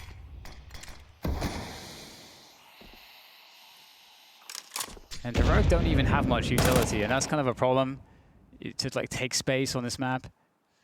Outside of the round win, they've planted a bomb once, and that was in a pistol round. Yeah. In this half. So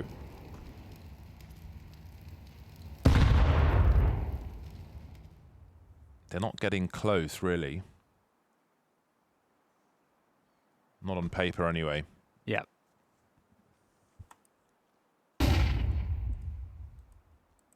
They do have set nades for A, but it seems like they were a little bit worried to kind of use a full set play. We're going to see, one of these positions here set up for smoking the site, but the previous times that they did it, Mongols just know it's coming because Mongols get to just hold on to mid control for the whole round. And they get that early A main info. Active on B. But maybe Heroic can go make the entries happen. Can find... Oh my god. Oh, they have to commit through it with 20 seconds on the clock. And in they go. It's such a difficult scenario, just running into the site and you have no idea which way to look. 10 seconds. Is there time to get a bomb plant? 1 or 2. Goes for the fake. But he's not going to find 9-10 in time. Big gambles being taken. Huge risks. And they won't pay off. 9-10 squeezes the frag after time to make it even worse for the T's as well.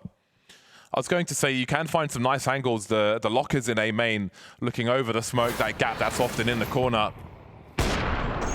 But Mongols looking oh so strong. Again, aggression towards A main. I did ask questions about that at the beginning of the half.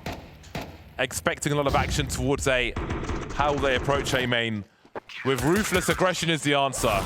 And that's even more ruthless. The USP frag after time. Game point for Mongols, looking to force a third map of Dust2. Yeah, you can just see that the Mongols outclassing Heroic here on both sides ultimately. All the answers, Nilo baited into 9-10. Mega baits. And Darkmeister with the A main control. 3 players left here now for Heroic. And again, they've just had no answers on this T side. They're missing a lot, I think, in terms of the layers of the cache T side. And look at how deep this position is. Yeah, they're missing the bomb as well, which is far behind Darkmeister. There will be an unceremonious exit from cache. Mongols far too strong on their CT side. Just a 1 round for Heroic. Yeah, it's not looking good here on the cache, but with Dust2, it's definitely a map that's much more familiar for Heroic. But as expected, a Mongols win on cache. As expected, they say, Vu. Well, at least from what we're seeing now. It was interesting, the interview that Banks had with Tikuak. Asking him about, obviously, he's a very young player he's had some months of experience on Chinggis Warriors, but I think it's interesting when you're such a young player, if you're in a situation where, say, like, you have to clutch, otherwise you lose, Is that a thing you're even too conscious of as a youngster? I feel like probably not, versus if you're a little older, maybe you feel that pressure more. Either way, did some great work of the 5-7 on Nuke, a flash of success in a difficult game, mostly for the Mongol squad. They're going to start well with a charge up mid from Heroic, who tries to fight things on long, and they'll have some heavy losses there as well. Nilo and Krisen find themselves on a 2 versus 4, trying to reposition, but there's not much position to be had for Krisen with them pushing long and short at the same time. That'll leave Nilo in a sticky spot. Spotted and swatted. Nowhere to go. That was very overwhelming. A great start from Mongols. Yeah, we'll see what they can do with it, to put the pressure onto Heroic. I liked Heroic, starting off aggressively, with the mid push. I think that's the kind of stuff that you want to be able to do against the Mongols, and it's not always going to work out though. Dogmeister controlling that fight pretty well. How awkward is that? Turning away, trying to reload desperately while, ooh, yeah, this is good. I like this level of frustration in the first round, because it shows how important this is. A lot of tension. I think both teams will feel like it's winnable by either side. They will want to deliver. Martinez will have the scouts, trying to fill those inboxes with spam.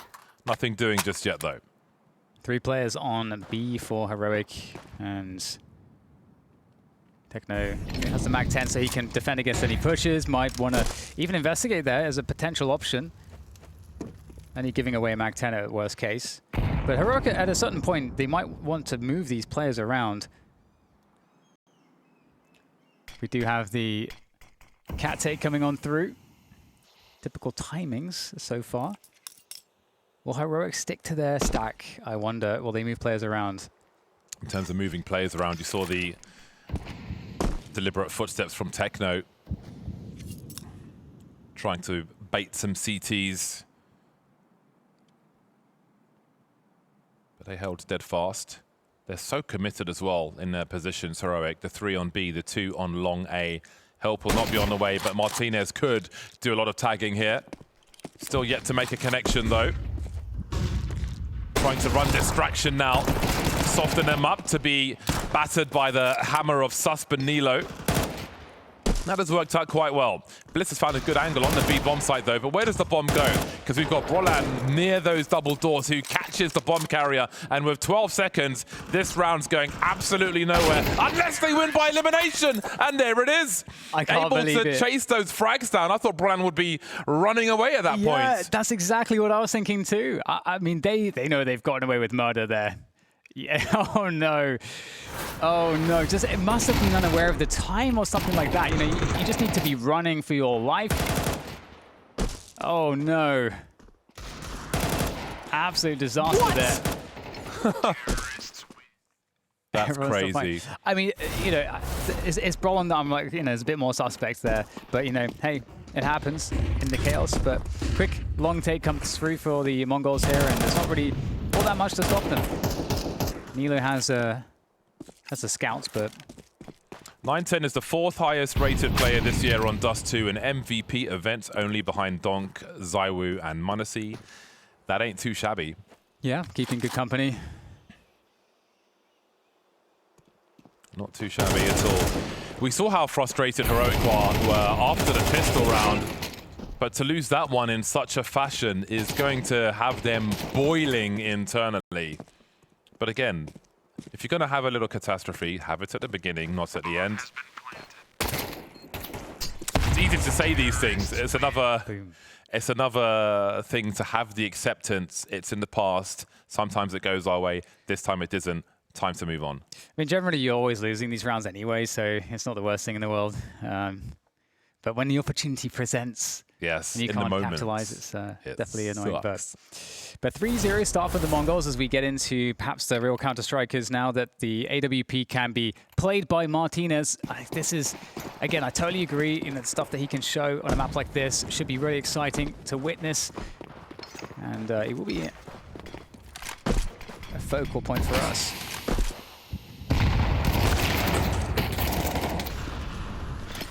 Cheeky from 910. Punished by Heroic. They may feel hard done by, especially by that last round. That's certainly something in their favor. Martinez hungry for frags. Really interesting stats about him having more output on that T side, but let's see what he can do in the first half of Dust2. Looking for a creep through mid. Techno's in a sneaky position, but who's going to have the better timing? Martinez scopes in again, catches Blitz. Techno would have heard that scope, and still they'll lose another player. Scary stuff, Darkmeister trying to enter with the AWP. In the meantime, finally Techno does find Martinez. Very, very patient stuff there from Techno. He's unlocked this mid position, but it's a 2 versus 4 here as time has gone on. Heroic have certainly dwindled the numbers of the Mongols. Nice angle found by Nilo too, and with that, it doesn't really feel like there's much in the way of opportunity now. Heroic is a little last man standing, bringing the bomb with him into middle. And I think we saw some of the impact there from Martinez, even though he does get taken out. Is that orb going to be recovered by Heroic? One would expect so. Maybe he can keep it out of their hands. But there is another one in B halls. Oh, there's the eventual creep for it. Yeah, good punish. The other one will be rescued by Susp. So all is well in that respect. But we saw some noble efforts from Mongols to try to turn things back into their favor there. All shut down by Heroic. The double peak. C910 with the early one. But yeah, that was an unfortunate one from the Mongols POV with Techno up close but unable to respond. So frustration moves to the other side then. Both teams with a goodbye for round 5. Martinez posting up in mid. Does his teammate go lower tunnel? Just posturing around the boxes, but giving 910 too much opportunity. Massive punish, and Prison now by himself, essentially, on this cat defense. Pretty fast movement towards top mid there from the T side. Mongols will take down Prison, not before losing one, but that's still advantage for them. 4v3. To go into a long take now as well, so it's completely clear. So much focus has now been put towards Cat from the CTs. Martinez, can he pull out some magic here? Heroic certainly need it in this round. We can see how quick he is with the quick scope. Decides to scope in eventually, which I think is heard by Techno. Hasn't left his post just yet, but Brolan's able to collect both. Tikuak trying to reposition now, catching Brolan on the way down. He knows the AWP's there somewhere. Martinez forced to push into short. The bomb is in tow here on A. Making their way towards the slide before Susp can have a look from CT spawn. He was just spotted there. So do they have the information as to where both these players are? Looks like they do. 910 posted up on the sides. Martinez with a good angle. 910 with superior one tap from Susp, and we're down to the 1v1. Where is Tikuak? Playing the long game quite literally. That smoke could be a problem. I think he may have just been spotted there. The elevated diffuse. Tikuak, is he ever going to aim this high? Robbery then. Susp able to steal the round away. Yeah, largely because of that one tap. That looked ridiculous. Susp also had a very, very slow game in the last map that we saw. So cool to see that he's hitting shots like that. You know, that's going to be a good sign for Heroic. So we'll get the replay of some of the kills in this one. Yeah, really nice setup there for Prison. That double from Borland is amazing, considering that shot was missed with the AWP from Martinez just previous to that. Speaking of which, back into the scope of Martinez is teased. I mean, surely you don't peek into this. There's no way.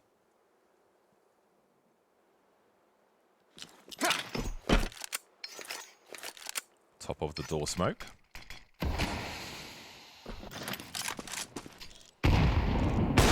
And there goes the AK for now.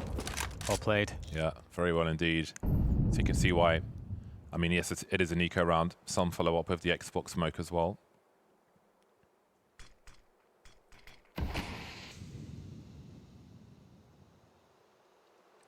It's going to be a short plant attempt, I would assume, with these positions.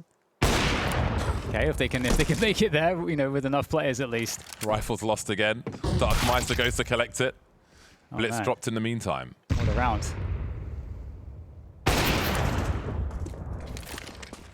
Okay, they want to take revenge.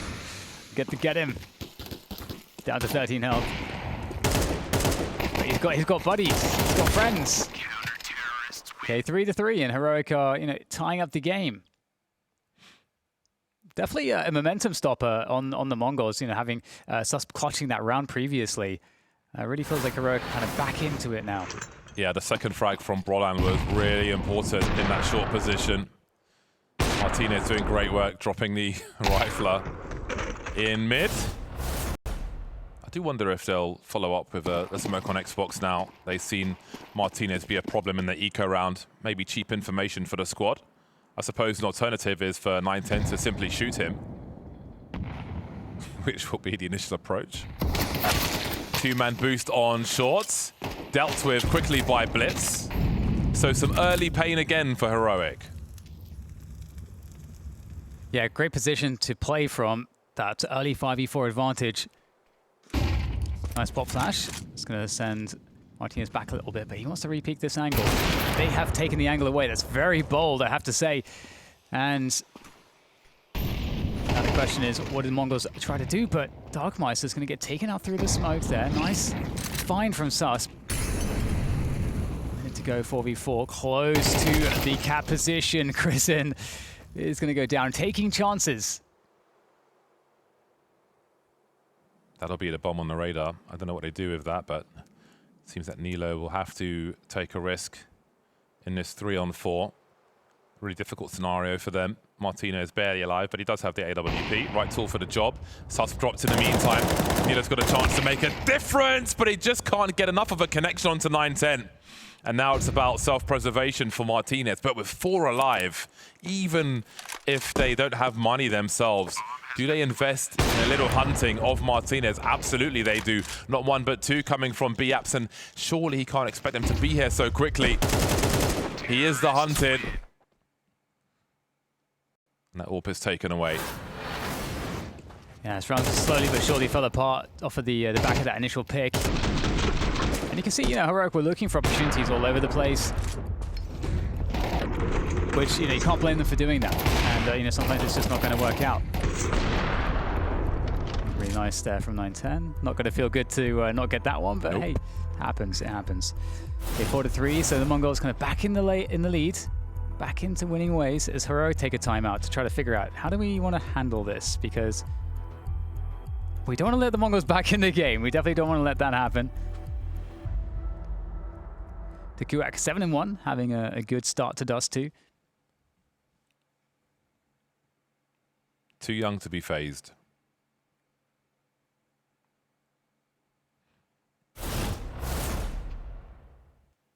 Okay, Martinez able to muster another AWP. Plenty of utility as well for Heroic. A really good use of utility. Make it a little bit harder to get tagged as they make their way over towards B and obscure the numbers. Roland up close with the MP9 towards long. Close quarters for one of the 2 SMGs. Nilo up close towards B. Maybe with 2 SMGs, they'll be forced to play a more reactive game. Very prompt taking of shots here from Mongols. They need to figure out where Martinez may be lurking with the sniper rifle. He's playing from the A sites for now, as there will be some more gambles. Maybe with how quickly they've taken short, Broland's raced over towards Goose instead of holding long doors.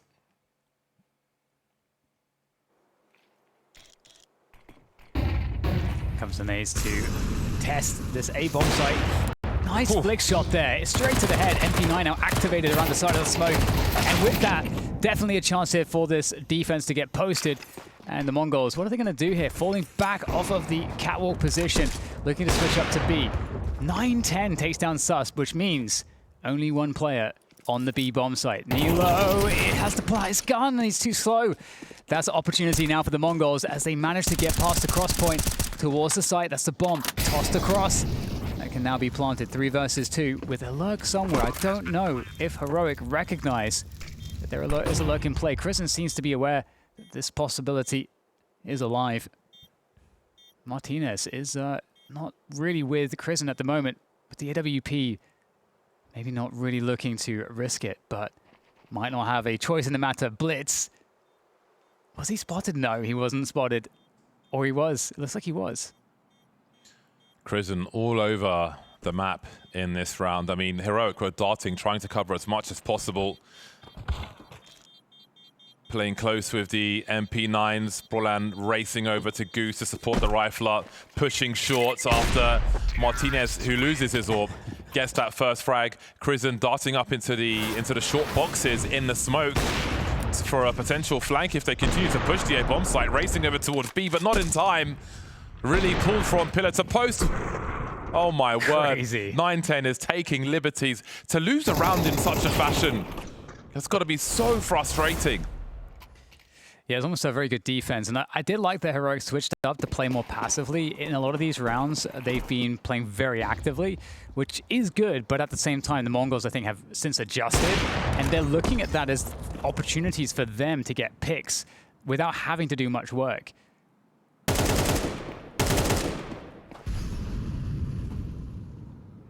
Now back onto the pistols. And it's starting to feel like definitely a more Mongols-favored Dust2 as these rounds have been presenting themselves.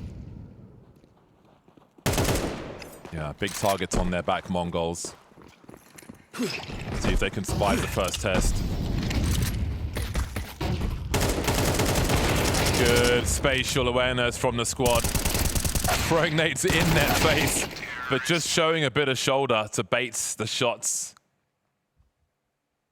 Heroic will have to work hard in what remains of this half.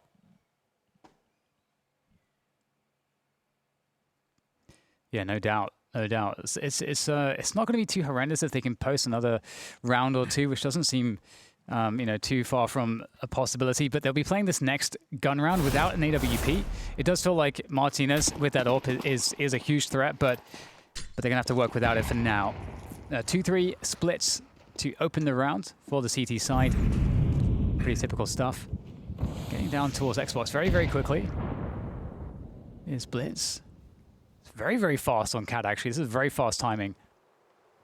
And I mean, this makes sense because, again, a lot of CTs will open very down towards long, and it does give you a timing here on Catwalk. Blitz looking to find somebody out of position. Oh, he's gone for quite the risk there, James. It's not paid off. Martinez really good with the rifles as well.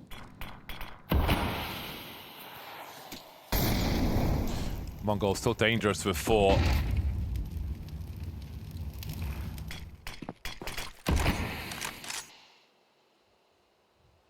Plenty of time for Mongols to make their play. Cutting noise, as you can see. Not giving too much for free. A lurk smoke towards the B bomb site. Now, how do the CTs respond to this? How often do people believe these lurk smokes? Oh, the shadow. It's just too easy for Brolan. Really good position with that pop flash. Spotting the bomb as well as a lot of information. And Techno trying to stop the rotation from coming through. Didn't see the barrel of the gun there. They're just around a corner from him. Did he make a step for Kristen to hit? I think he did, but he will catch him. Lots of footsteps going in towards B now. Long spray, duel one by Martinez. But what about a B bomb site? 18 seconds to get a bomb planted. One by the car. 9-10 can't find anything. And there will be an AWP for Martinez for the next round. Yeah, what a phenomenal result, actually, all things considered. And that's going to give them a lot of confidence moving into the next one. Lots of tools to work with. Yeah, that attempt from Blitz, I mean, it makes a lot of sense, but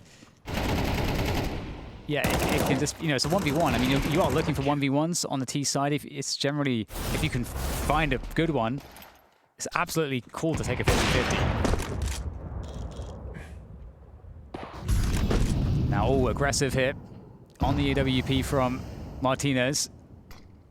That's what he's on the squad to do. Ooh, does no damage, I guess. Thought he was done for there. Expecting the molly to come his way. Techno just swinging.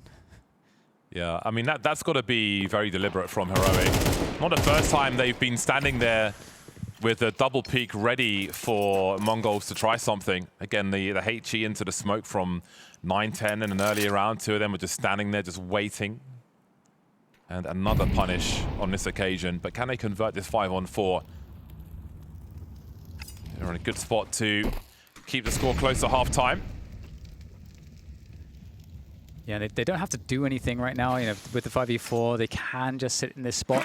The only difficulty with this spot is a B split. That feels very scary, and so that smoke that goes into CT would often pull a CT down from the A setup into CT spawn to be able to help deal with the B split, and that makes the A site defense weaker. So that's, you know, you have to kind of guess if you're the CTs as to what's going on.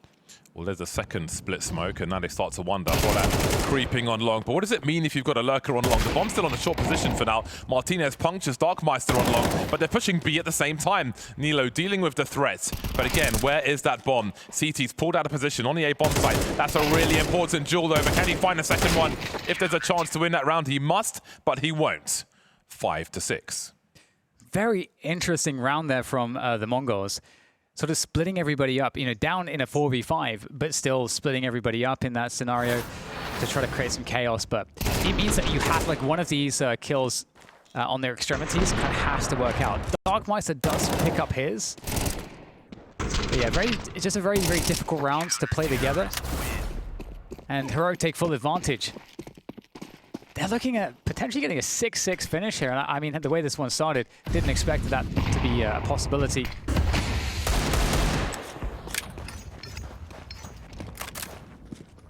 Oh, the gun's not looking great there for the Mongol side. The utility suggests intention, however. Yeah, maybe a short plant attempt. That could be something that could work out with this kind of a buy. Are they going to flash them in to mid doors? Well, 9-10 doesn't have a flash, so no. That's the main question there. The B run through mid could also be really good. There are some nice flashes you can do jumping into this arch, but of course they can hear those. So no full challenge just yet. Minutes on the clock, and they'll ask questions of that short position. Again, Heroic comfortable to put a light wall up for the time being.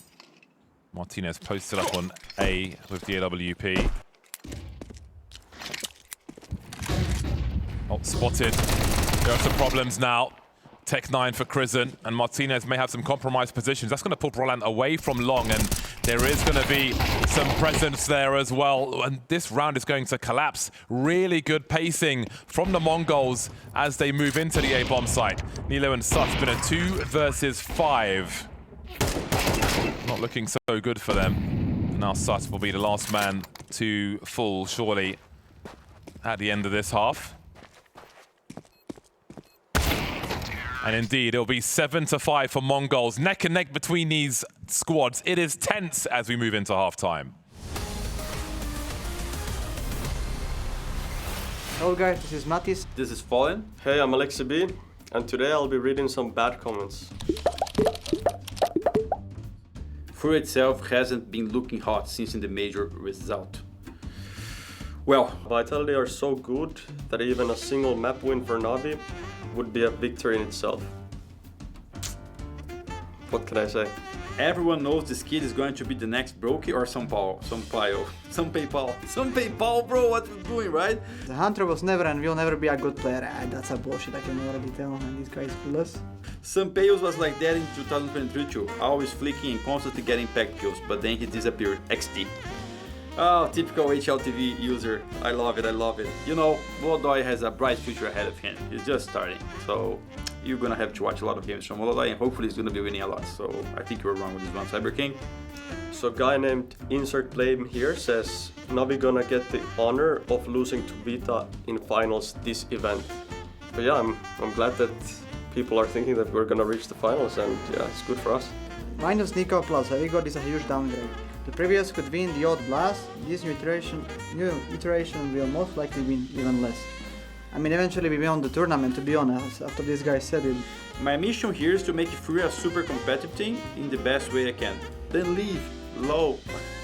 Yes, I'm doing that in December, bro. You know shit's fucked when Alexi is Navi's top performer. It's probably better for the team's future prospects if they lose this match anyway. Express Patience 9809. Okay, I like this nickname as well. Castrato was shit in Katowice, shit in Altin playoffs, shit in Cologne playoffs, and shit in Budapest playoffs. I am can't hit shit after Mirage and Alexi playing with half of his brain whilst it stays under 1 KD. Jesus, what a shit show once again. That's a nice and supportive comment, it seems. Ignoring the latest shit show is strong, no? Good, my boy. Navi have improved a ton. My prediction is Vitality 3-0.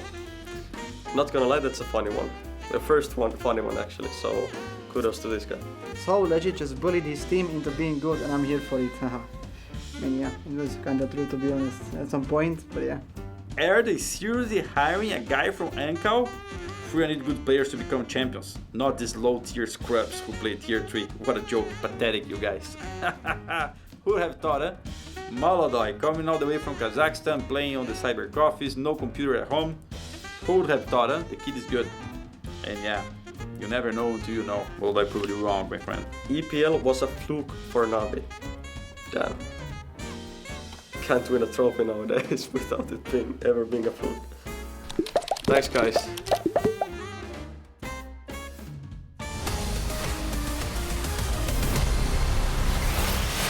A close affair between Heroic and the Mongols on map 3 here. And I honestly don't know which way this one is going to go, but the Mongols certainly are looking like the better Dust2 team. But Heroic, James, they're full of surprises. They're still sticking in there. And I am excited now that we get into this T-half. Heroic switching things up. Good to see Martinez activated. But speaking of being activated, the new man, Tikuak. New man. Just running up mid. He's gone though. He doesn't like what he sees. He's out. He's out. The new boy. The new boy. Fair enough.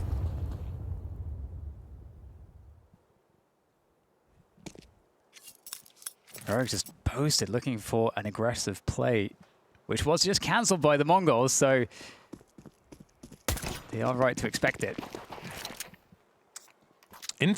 Immediately into a protocol here from Mongols. I like that. They spot some action towards long, and they have a plan.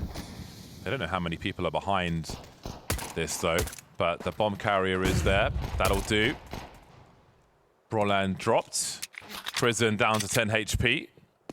Having to limp away with that bomb, leaving Martinez in position with the P250. Footsteps heard by the mid doors for the CTs of Mongols. It's getting awkward for both squads now. Just able to escape around the corner is Blitz. Susp having a look from up top. And hey ho, there's some utility. Your plans will be delayed. Gets a nice frag in the meantime though. 2 versus 3 now, a little bit better for what remains of Heroic. Yeah, definitely still a possibility here, 2v3. But it's very, very low. Funny going down. Close position though from Darkmeister is spotted and dealt with. So now things looking even better here for the Heroic side. In here comes Techno. Looking to harass, looking to pull some distraction. Maybe activate Blitz here at long. 8 HP. Nilo takes down Techno very easily. And now, I don't know, Blitz is looking in a very tough position. 1 bullet, and he is so dead. There's a swing into the open, and out he goes. And with that, Heroic winning a much-needed pistol to tie things up here, or to get, presumably to tie things up here, if they are to convert. It really depends on how force buy Mongols are feeling, James. Yes, it does. How many force buys do they want at the beginning of this one? We did see some nice rounds from Mongols, even when they had 4. Some nice structure on their T side. But we've got to compare apples to apples and see how Heroic look on their T side as well. How about that for some aggression? Blitz screaming up mid with the scout. Will not outstay their welcome though. 2 scouts in this round for the Mongols. Feels really open in this game of Dust2, which is quite exciting.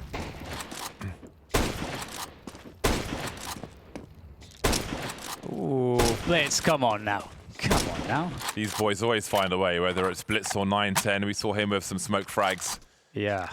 Yeah, earlier on, I was going to say yesterday, with the AWP. And that makes it awkward. I mean, they're against the Force by Heroic. Now they're down 4 versus 5. They've not really converted any space just yet. And so it's going to start to feel a little scary. But it's going back in. It's another connection. No! These players are tenderized.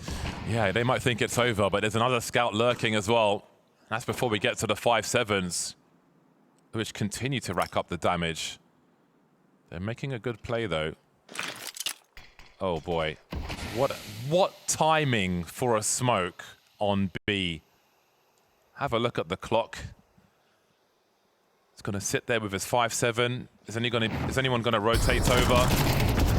He's got an incendiary. There's no time to deploy it, though, as the flying MAC-10 will do what needs to be done. That's an important moment for Heroic in a nervous round. Not going to go for it, I guess. I was wondering, James, because obviously in most spots you're definitely saving what you have here, but I'm like, I mean, Blitz knows he tagged so many players with the scout, but they're going to play it conservatively. And I honestly can't believe that the 5-7 didn't get a single one of those players. Maybe holding on to the util he had for a potential retake if they went A, maybe. That incendiary through the smoke could have been really nasty, just as these scout frags continue to be. Oh my god. My word. Oh my goodness. Well. Everyone gets wrecked. What menaces? I know, it's crazy. That is the best way to lose a round if you're the CTs. Yes. You know, force all the Ts to buy everything over again. Pretty much pulls away a lot of pressure when you head towards winning your first round. I mean, they've 4 That's Galils. beautiful. They have 5 Galils in the next round, James. So, I mean, that just says everything. He's losing his mind. Look at the Galils. Because they need utility, so they're just having to get the Galils. Very, well, not ideal. The Mongols are driving Martinez to the point of madness. True. Or a new monitor, one of the two, whichever comes first. They're not even over with the scout. 910's got another one. Scout on Dust2. It goes pretty hard.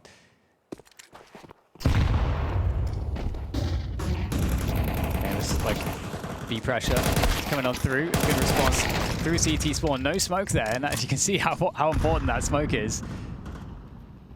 And now down 3 versus 5, and switching the plan into pressuring Catwalk here a little bit, trying to work that mid position as well. Nina needs to just outplay people with this Khalil. Does take down 910, so some extra damage. 40 seconds, and there's a flank coming from long. Tikuak really held on to that smoke. Whoa. Look at him go. Yeah, but the timing of Nilo could be curious here. He had a look towards short. Oh my goodness. Indeed. That is so important. Now Tikuak's on an island. The A anchor, as he refers to himself, gets off to a good start. 17 seconds to plant that bomb, trying to hide behind the smoke, but Martinez is there with the spray. The CT's are here as well, however. Where is safe to even get a bomb plant now? Dockmeister coming in from the back. 6 seconds. Is it about hiding in the smoke? Jumping M4 will finish off these rounds are crazy. There's so much going on, and Mongols are so hard to put down. Oh, I don't know what to make of that. That's crazy. That truly is crazy. It was the pistol round. I think it was the pistol round at the beginning of this game where Heroic were furious. And where they're still losing frustrating rounds or winning rounds and getting wrecked by scouts. Flick headshots through doors. All kinds of pressure coming their way from Mongols. Yeah. Absolute madness. I like how it even bounced off his head. This is crazy. Martinez, of course. Oh, man. Okay, 8-7. And, well, looks like, you know, with the bomb down, the buys will continue. This time, Martinez's turn to get the scout out, but 910's on the other end with an orb.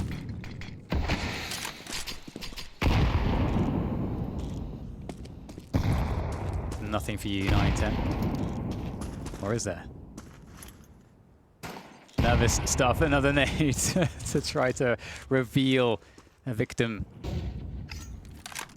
But the victims will stay unrevealed for now.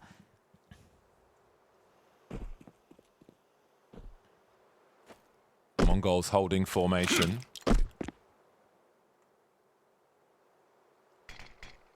Really patient, Heroic. Avoided all of those HEs. A second smoke on the door, and the round begins for them. 1 minute on the clock will feel like plenty. Yeah, really passive setup here for Mongols on the CT side. That 2-3 setup we talked about before. They've got 4 smokes though, Mongols. 910, he might find a good timing for this one. Finds the head, and off he goes. Great cover from Blitz.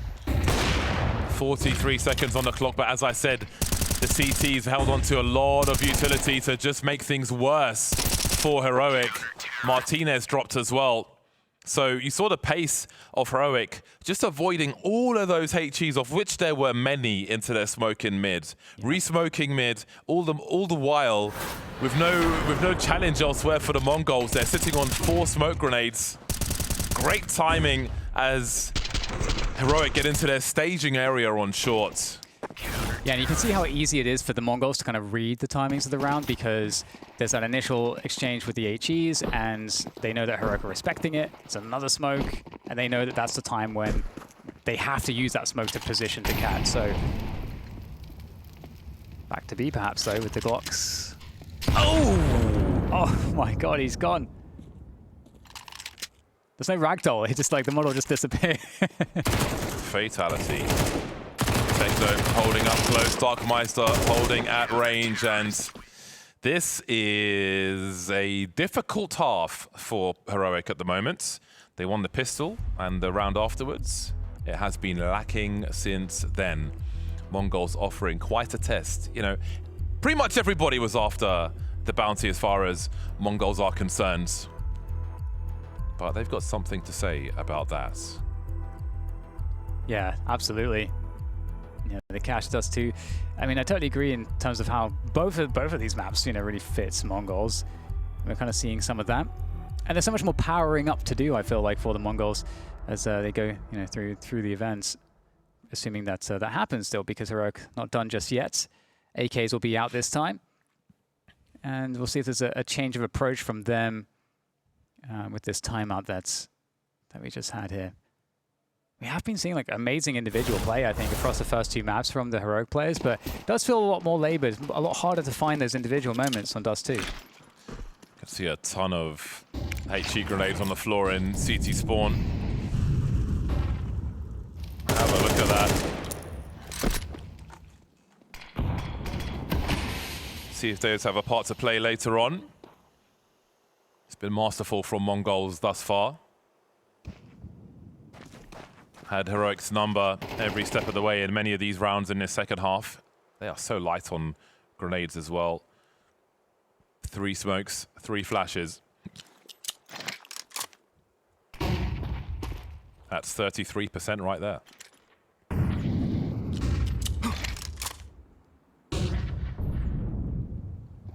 Minute to go. We've got the cat take timing secured for Heroic. And once again, we're seeing just the hold of those, the utility here from the Mongols. Oh, knowing that Heroic are playing slower pace, they've adjusted really well on the util timings. Here goes Heroic into the site, looking for the heads to tap. Suspect can't find anything. 910 with great coverage, and it's looking a little sparse, this push right now. A couple players in mid, and all of a sudden, everyone is dead.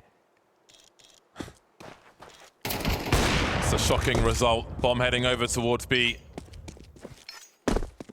Not much for 910 to do, it doesn't look like. He doesn't have a kit. I'm going to note that for now. I don't know why, though. He's got 7,000 in the bank. That was really, I mean, those mid kills so pivotal, and I suppose maybe Mongols just really got caught off guard, maybe expecting the full send from Catwalk. Yeah, that's a really well done by Heroic in a round which was looking very difficult with what they had afforded to them. Great job on to Nilo, catching 9-10. Taste of his own medicine there. Been a while since they tasted success, Heroic. Damn. Opening up the area towards B. Popping out of the smoke like Batman. But Batman doesn't kill people, though.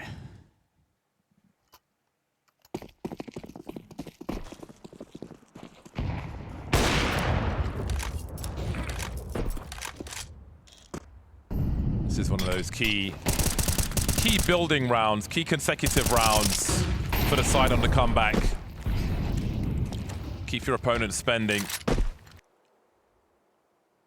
3-man investment on A for Mongols. A second AWP in the hands of Dark Meister. Yes. Oh, that's a risky jiggle. Yeah, shows Heroic confident still, not afraid of the orcs. One way to deal with an orb with fire. 9-10 doesn't care about fire though. So this is the typical timing when Mongols have expected Catwalk to be fully taken. Of course it is. And we'll see Heroic now having to make some decisions in terms of what they look to pressure next. And Mongols still have that long control, so again, this could be the drop down, like the threaten A, drop down into the B split. It could be the full A send. It's all currently unknown for the Mongols.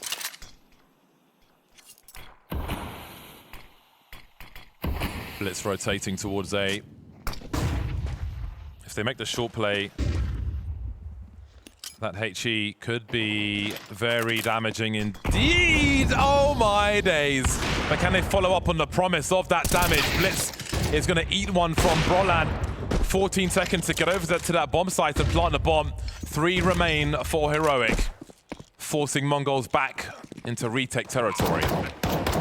9-10 not missing a single shot so far. And now looking to edge back the space just lost. Crescent has an AWP right now for the Heroic side. In come the Mongols, looking to go for the retake here. We'll see what Brolan's able to do. 18 points of health with the back of a Crescent. With this AWP, you can't afford to miss a single shot. That's a crazy headshot to find. Crescent now with everything to do against the new player. Kuak dodging one of the bullets. There's the pressure on the bomb though.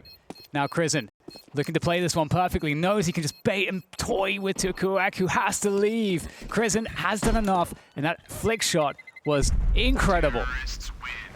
Really, really important. Backs to the wall, Heroic are delivering. Awkward for Tikuak, no kit for him. I think he needed the frag regardless. But it was looking worrisome for Heroic. So much shrapnel coming their way. And after that frag, you think, boy, what else have they got left? But somehow they're able to turn it around. Oh, that's really crazy. Nice work there from Crescent. He's going through all the emotions. Oh, man. So many cameras had to be readjusted that last round. Tech pause, not surprised, honestly. I don't think Martinez has his chair locked either, so, you know, if something goes wrong, he's like all the way back, going into JDM mode. The legacy of the lounge. I love how tense this is. Yeah. Yeah, that was a crazy round for them to win. It just genuinely didn't seem like Heroic had much going into that, especially after you see that HE connect. You know, it's it's not looking too good at that point. Yeah, you see it's all collapsing. But Heroic are rising to the challenge just in time. Yeah, and the variations to the A takes have really been where the success has been found for them in the last couple of important rounds. We had this one, which was more of a typical but more delayed A take, and the previous one, they had more of an emphasis on just pushing players out into mid, getting into the smokes and killing the B rotators. And so, you know, a couple of different looks, both successful. And Mongols, one thing that's been interesting to see from them is that they've opted to play a pretty passive CT side, and there's nothing wrong with that necessarily, but you have to wonder now that they've lost a couple rounds to these A plays, are they going to try to play more for catwalk control? Because if we look at Heroic have never really touched long. They don't really care about long control. It's that cat control around the 1 to 110 mark that's really been the important part for Heroic.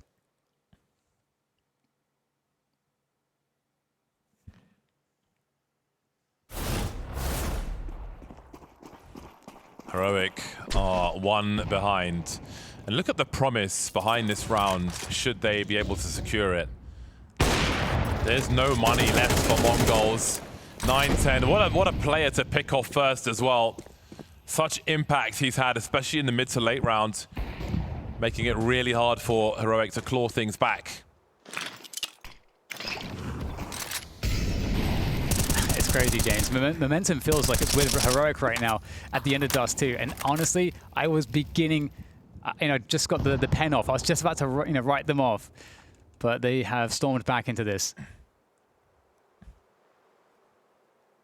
Very light on util as well.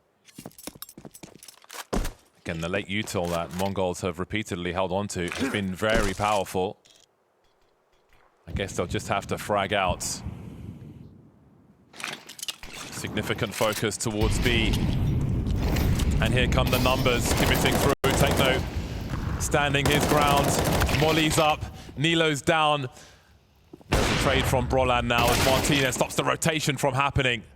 There's no help for B. Tikuak in the clutch. 1 versus 3. But he won't even get a look at Martinez's position. That's the round that Heroic needed to win. Nothing left for Mongols. Nothing taken into the next round. And no money either. Yeah, and mentally, maybe the Mongols were preparing for more of an A-based round because that's been the source of success for Heroic. But we get a B split here, heavy through the tons, and Brolan with some excellent work there to get the entries, the 2 entries that were needed to secure the round. 10-10, and like you say, likely an 11-10, but we'll see if the Mongols can do anything here. They are going to go into lower dark, not challenging the long position. And from long, Heroic they can just slowly scale into the A site with the superior utility. Mongols are taking a gamble with Darkmeister picking up an M4, still in the lower tunnel. But as his teammates presumably lose the A bomb site, at what point does he cut his losses and try to save? Does he fully commit to this and have shortcomings going into the next round? Martinez hungry for someone to give him opportunity. Prison closing the distance with the MAC-10. He can clear up at close range. Indeed, Darkmeister by long doors. Sure, he doesn't commit to this. There's a molly, a well-timed molly to stop him as well. I would love to see him save his M4, as I don't think there's much for his team to pursue in this round. Yeah, no other options really. And everyone will try to survive, it seems. I think those pistol players simply running away increases the chances of him saving his M4, as they are leading the teams in a different direction rather than playing for exits and dying quicker. The challenge for calling for the Mongols right now is pretty interesting, because how do they interpret the answer right now? Because they've had switched into passive play, which had been working. But the one difficulty with passive play is that you're allowing the T side to develop the round in the way that they want to, fairly unhindered. And so if the other caller has like a good read as to how to develop the rounds, they're going to be getting advantages somewhat consistently. And so that can be fine in some cases, but right now it feels like Heroic kind of have the Mongols read. So I feel like for the Mongols, they've got this decision to make. Either they keep playing the more passive of an approach, don't give up any opportunities for picks, or they try to get a bit aggressive somewhere, either as cat or something else. Just the 1 kit in this round in the hands of Darkmeister. Martinez posting up, looking to catch someone on the platform. Wondered if he'd take a shot through the smoke there, but he does not announce his AWP. Good B spawns. Always good for that with the AWP. Heroic with eyes towards long A as well. Turtle style with the approach to mid.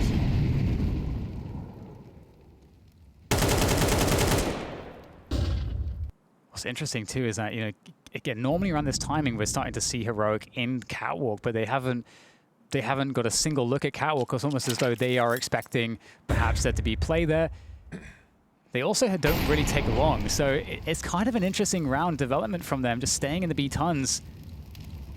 Also, Blitz is currently by mid doors. Well, he's pretty close now, but he has an incendiary which could be used towards B with good timing. You can see him slowly slipping over there now. Heroic currently positioned for a split of that B bomb site. Bomb was outside long earlier. Now it's in B tunnels. So again, there's still a little util to be deployed as far as the tunnel's concerned. But now we've got 3 coming through mid towards that B bomb site.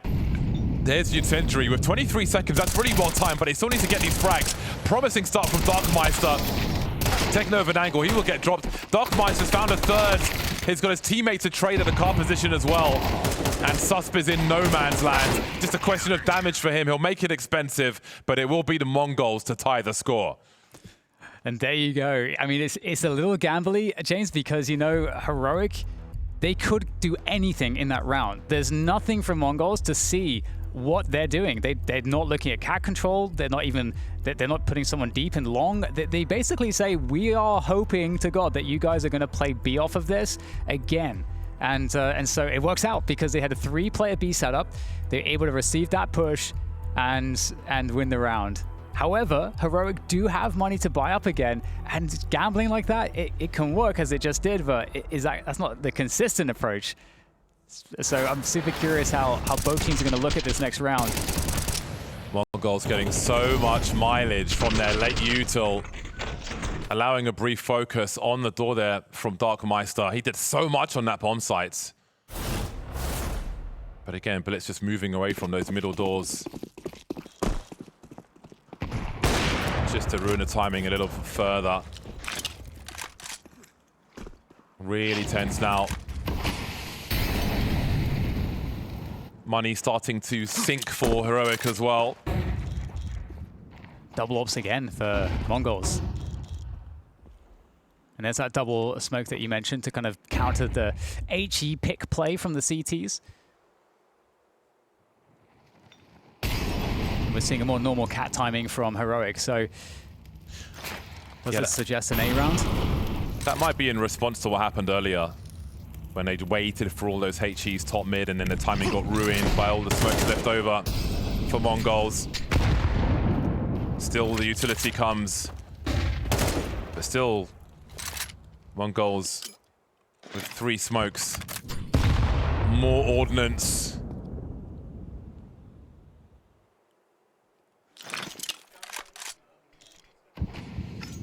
Seconds to go. And Heroic, what site are they going to choose here? They can still go to either site. So these smokes typically have now been used most recently for B hits. So that's what Mongols might be thinking about. What a shot, HE combo. Up catwalk they go, in towards the A site.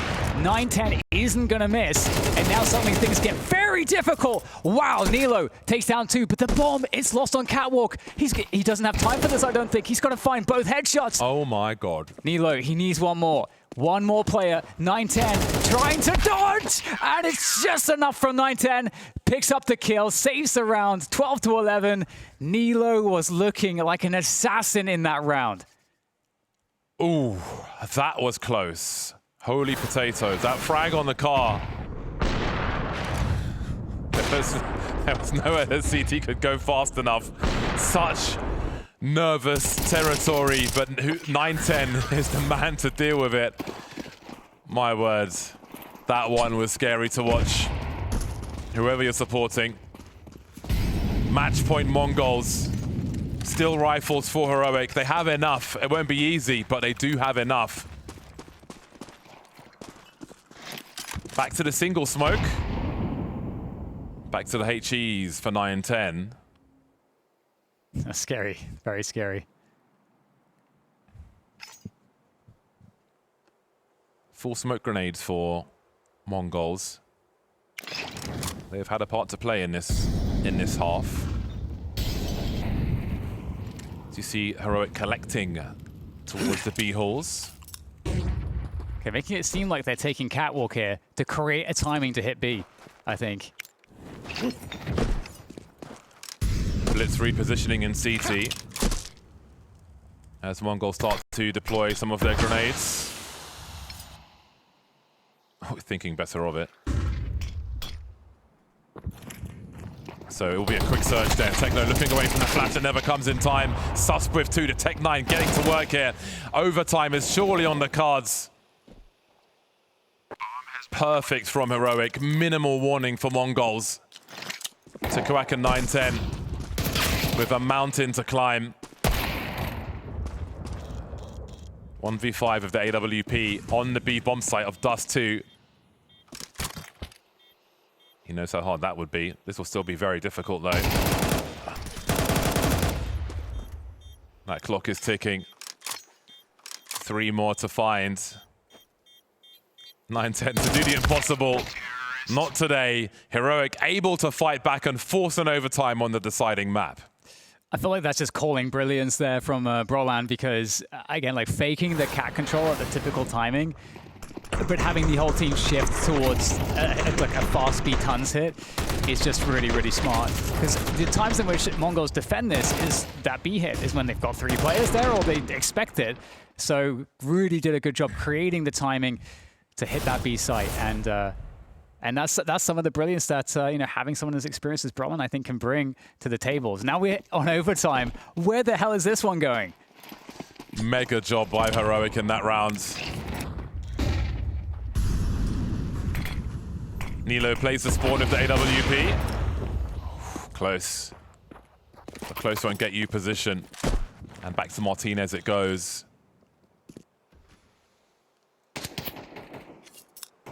Double smokes back again. Every time the 2 smokes are up, there's no HEs from Mongols. And they've got 2 AWPs as well. Yet to be discovered then.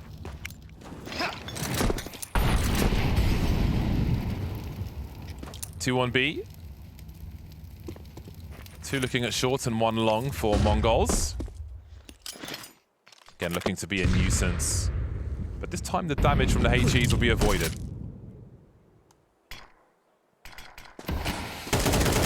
Back to B we go. Krizen with an excellent pick there in the CT spawn area.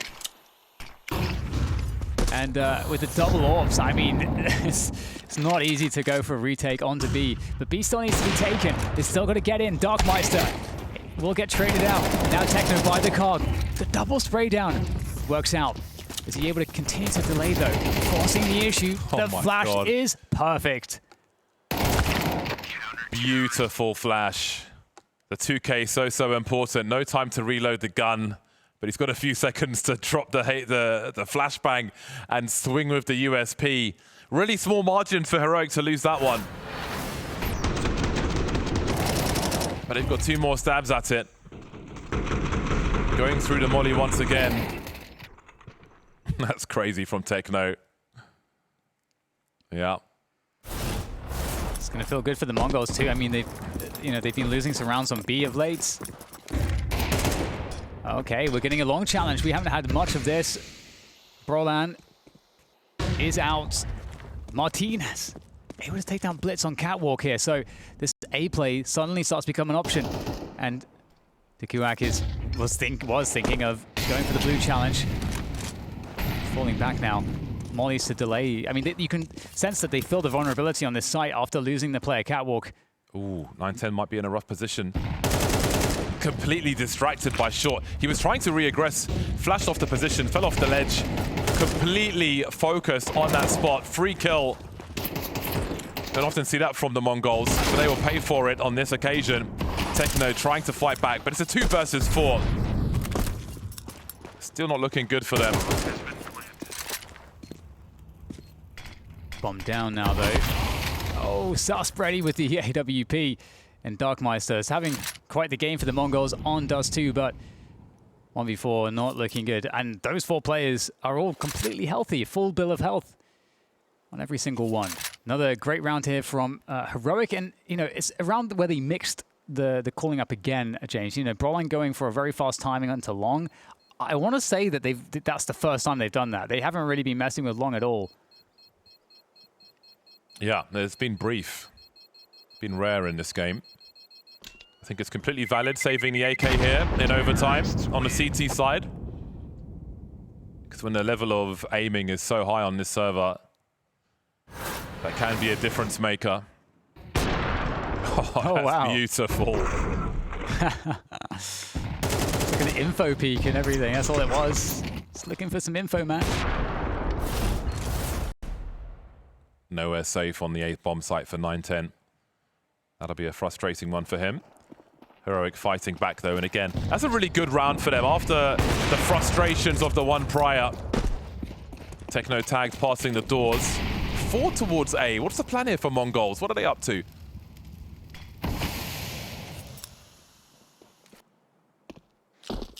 Maybe just expecting a switch up from the Heroic side. Maybe like picking up a rush timing on Long, but Heroic, you know, back to just ignoring Long for now.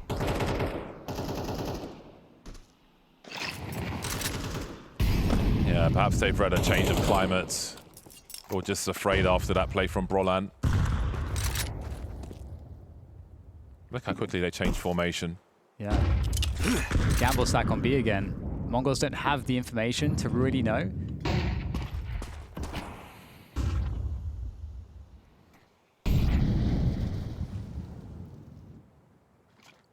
What do they make of this Heroic? Blitz has often been in CT. I'm not sure how many times they detected that, but they did yield a kill there recently. This time there's a much quicker dump of utility from Mongols. They may have left some in position on the A bomb site, perhaps, since there were 3 of them there earlier. Oof, they're going to A, I think, here, James. This is going to be very rough for the A defenders. There's only 2 of them. Oh, back on their BS with the HE grenades. 20 seconds. They're so good at these late mollies, so they can't stand and fight. 9-10 puncturing one after the other. Blitz just needs to stay alive on the bomb site here. And he'll do exactly that. Surely enough time has passed. 7 seconds, and Brolan finds himself alone. These late mollies on the CT side from the Mongols, be it pushes into B, be it pushes onto Cat, just makes it so hard to stand and fight. Really makes the T's vulnerable. And it may be a relief for Heroic to move to the CT side now. 910 is just so extraordinarily reliable with the AWP. And I feel like, again, we saw a moment here where Heroic, or rather, sorry, the Mongols, they gamble stacked the wrong side, but they still managed to be effective in the defense. So great stuff, a great resurgence from them, even though it's just 1 round advantage.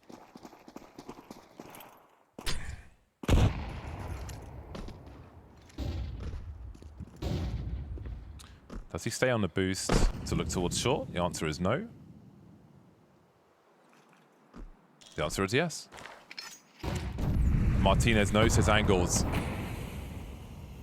19 frags for Martinez, just one behind Nilo, who is on 20.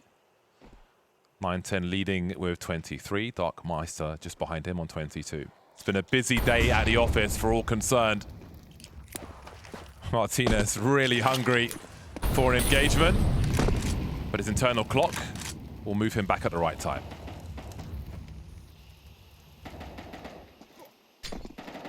All right, getting to the minute mark now. 1 damage.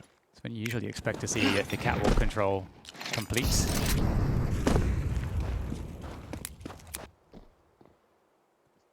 Okay amount of util left for the Heroic side.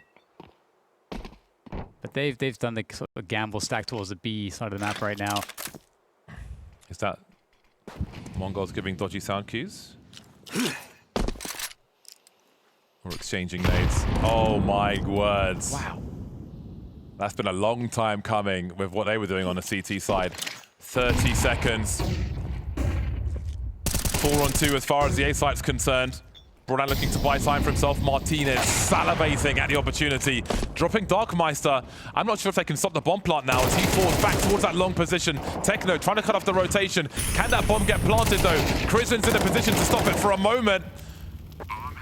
But it will be planted. 2v2, Susp up close. Does 910 see this coming? Which way does he look, Susp? He's got to be really careful about his timing when he goes for that jump. Techno trying to keep eyes on it, but he doesn't know where that second player is. Martinez on long. Techno isolated for now.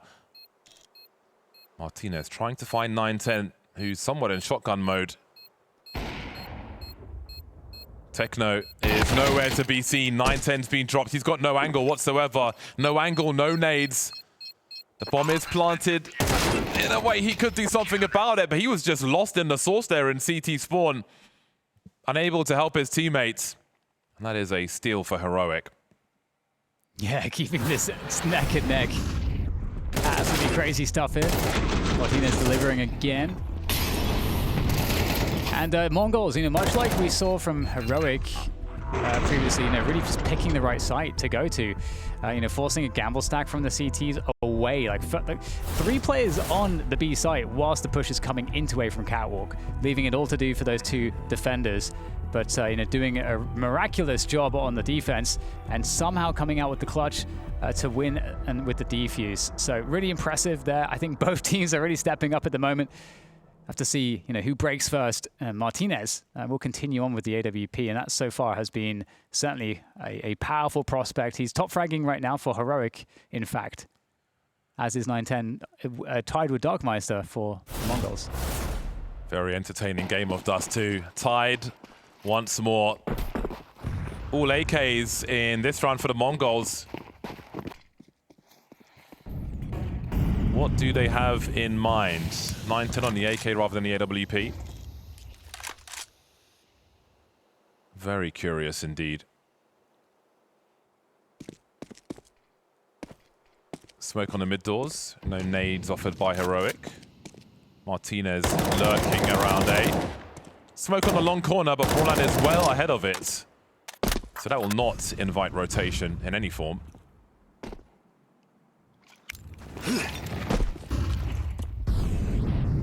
Oh, nice. Pop flash from Martinez for Brolan to have a look.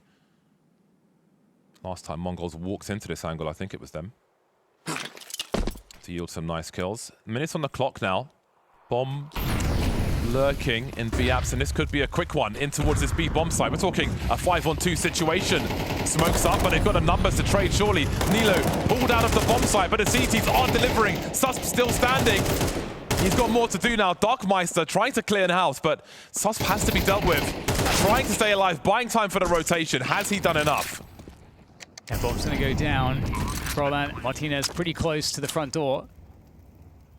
Util ready to be deployed for Brolan to get some work done here. AWP as well for Martinez. Might be awkward on the way in. Oh, that's supposed to be big box. And that's not going to clear big box. In goes Martinez. Has to be fast. We know he's like lightning. And there you go. Martinez takes down 1. He has to do it again, though. Well, Brolan, that is going to be able to do it instead. Very well done there by the IGL. Brolan securing the defuse and keeping things so incredibly tight between these 2 teams. That's a big round for Heroic. What a invasion of the B bomb site. Nilo pulled out, able to come back in and help his teammates. Such nervous territory. But they come out on top. Martinez, they bigged him up on the desk before the series, and we saw a great frag there towards the end. Match point for Heroic now. We've gone from 5 AKs to 3. Okay, just for a moment. Will be the 1 AWP. 910 again with the fast play towards the B-bomb site. Nilo a bit too comfortable there. That's why you smoke early. Yeah.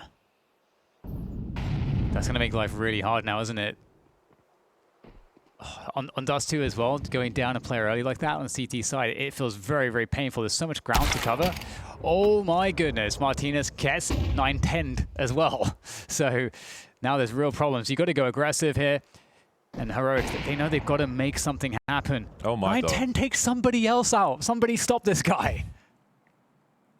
Brolan gave Soundcues dropping into CT. Maybe there's a bait play to be had for Krizen, but you can see Darkmeister's making no assumptions whatsoever. Brolan needs a lot and won't get it. Mongols fight straight back.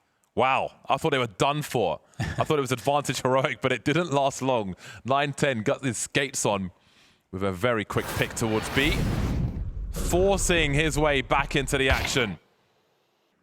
Damn, yeah, that's rough. 910, he just said no this round. He's just taking everybody out. You can see Heroic are just beside themselves with that one, kind of giving it up to 910. And now we're back into another overtime, OT2. We might be here for a while with how close. This has been this close the entire time.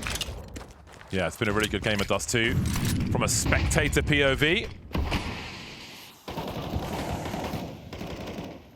3 around mid doors. Not too much concern in B for Heroic at the beginning.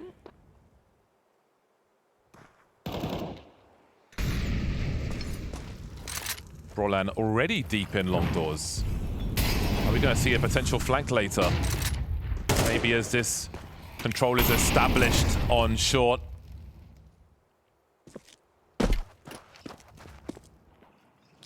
Krizen will look to slow them down elsewhere.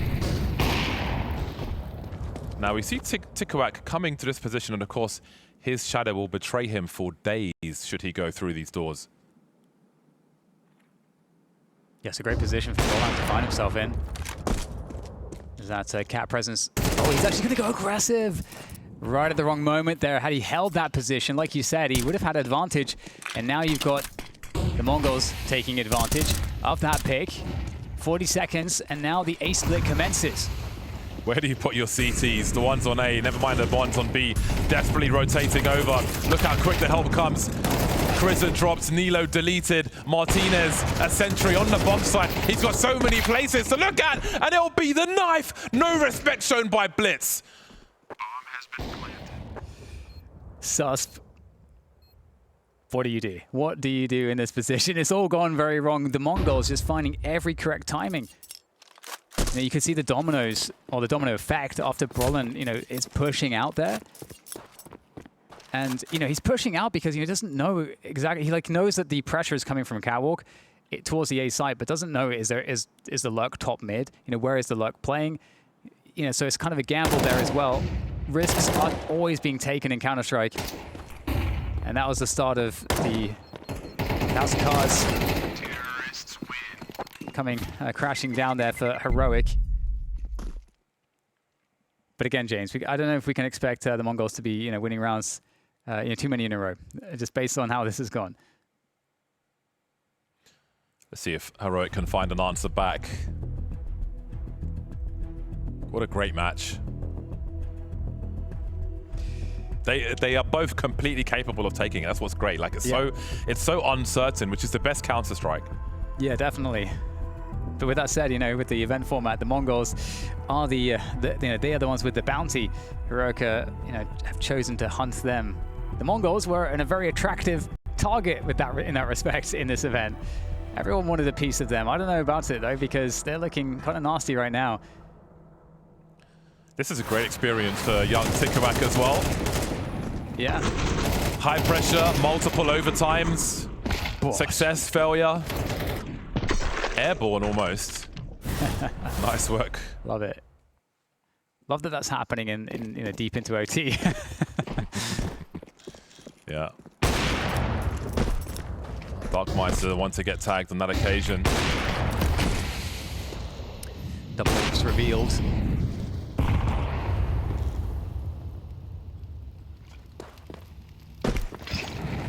It's also interesting how this game, I feel like, transformed as we kind of got to the OT. You know, Heroic sort of started to find their form and find good reads on the T side right towards the end of the regulation.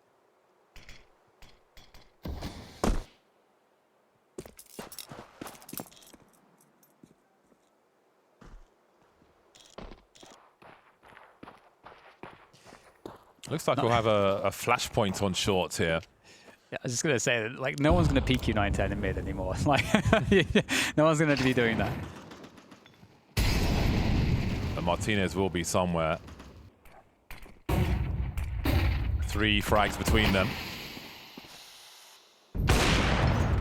Such a great bait. Yeah, make it 4 frags now. Krisen drops. What does Martinez do with that? This time it's Brolan. Oh, again it's Brolan making the play, thinking surely they won't be there this time, but yes they are. Darkmeister posted up and just waiting for Martinez, who has to push something. Short's compromised. Surely he's got to hold long, and they're just waiting for him to make that play. Yeah, I just love the bait so much, because with the mid smokes and 2 players running in mid, it sets 9-10 up so well for that kill onto Catwalk. You just don't expect to be held by the AWP there. And it started to feel like Heroic are losing grip of the reads on this game. And Mongols are really taking advantage. Trying to hold on to these guns. It might be kind of challenging though. Here the Mongols come again.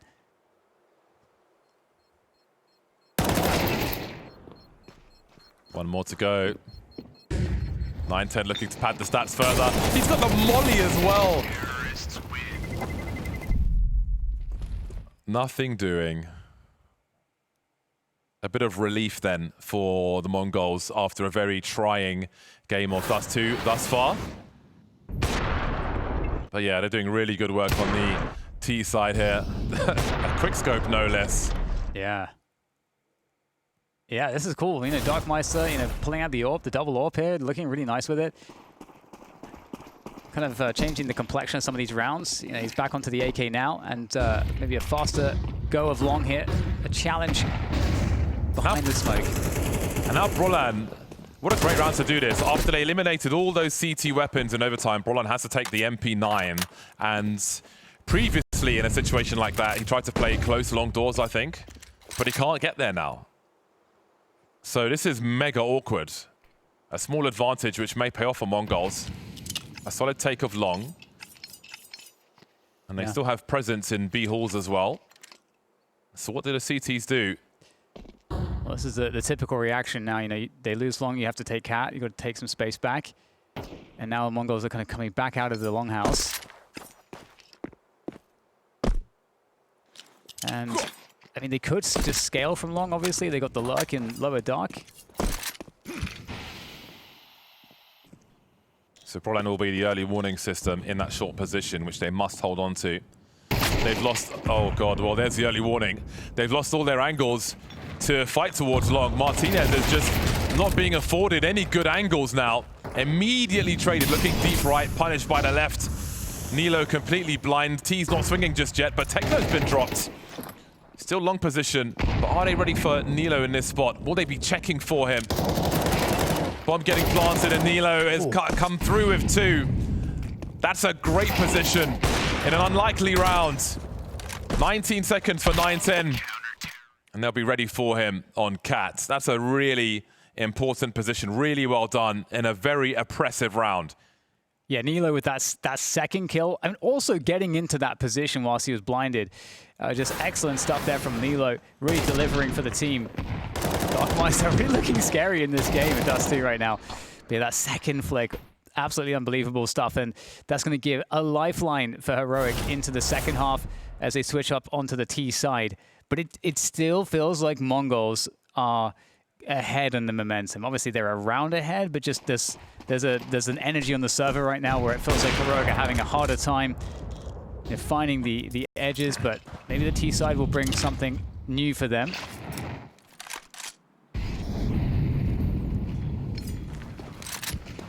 Single up this time for Mongols.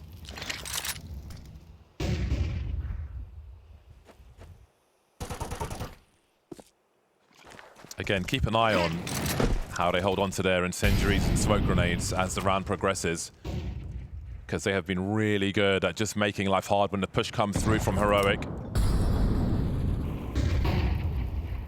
Delaying the pushes, the incendiaries, making it hard to stand and duel. You know, something that's interesting is I've been mentioning the B gamble stacks like we're seeing now, and I just started to realize that, oh yeah, when 9-10 is the person on A with an AWP, maybe it's basically effectively like having 3 players there. They're taking liberties as well with having a look every now and then with long Mongols. Now, how prompt is this? There is a lurker towards B halls, and Orland's going to send it in and get the information for whoever remains on the squad. Darkmeister with 2 is going to be huge. Martinez and Nilo separated. Bomb has been seized by the CTs, and Martinez is now in the clutch. Great flick, but he's got so much to do. Another player, but gets taken down in the back, and you can see as well that that extra player on the B site is just a surprise for the heroic side. And again, it's just the benefit of the Mongols just stacking B. And Heroic have to be really cautious in these slow rounds about these B stacks now, because it's been something that has been done by the Mongols repeatedly in these scenarios where the Mongols are playing very, very late rounds. It's much rarer that they'll have the 3A setup or the 2-1-2, which would be more standard maybe.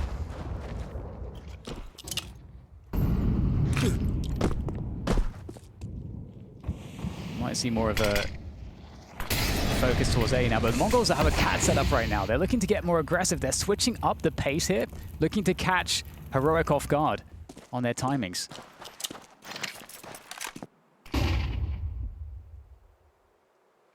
(9-10) has a big gap. And there are 3 players top mid. Oh, wow. God, that should be a frag. Yeah. Lucky to get away with that one. Stroke off luck in a timely moment for Heroic. Darkmeister again with 2. Seemingly unstoppable. 3 on 5 now. Not sure if there's going to be anything left in this one for Heroic. All together on short. And again, that util is waiting for Heroic as that clock continues to tick. And Darkmeister only has 36 kills. Like, well, this guy's going crazy right now. And yeah, 3 versus 5. And there's not 3 players on the B bomb side this time, but gonna need an insane opening here from Martinez. Is he offered anything? A pixel? Yes, he is! And he, of course, gets it. And it's Darkmeister, the top fragger that's down. 1 player on the B side. They have to go quickly. There has to be a trade. Techno knows he just has to live. That's all he has to do right now as the bomb gets planted. It's a 4 versus 2 retake. Martinez tries to get ahead of the action. It is perfect play from him. Can they actually do this? Brolan and Martinez. And now it's just down to Brolan. 1 versus 3. Trying to isolate the fight, but there's too many places to look. What a slobber knocker between these squads. Heroic will lament having match point and missing out on it, but it will be the Mongols who finally take the series over Heroic. A giant battle, but they defend their bounty.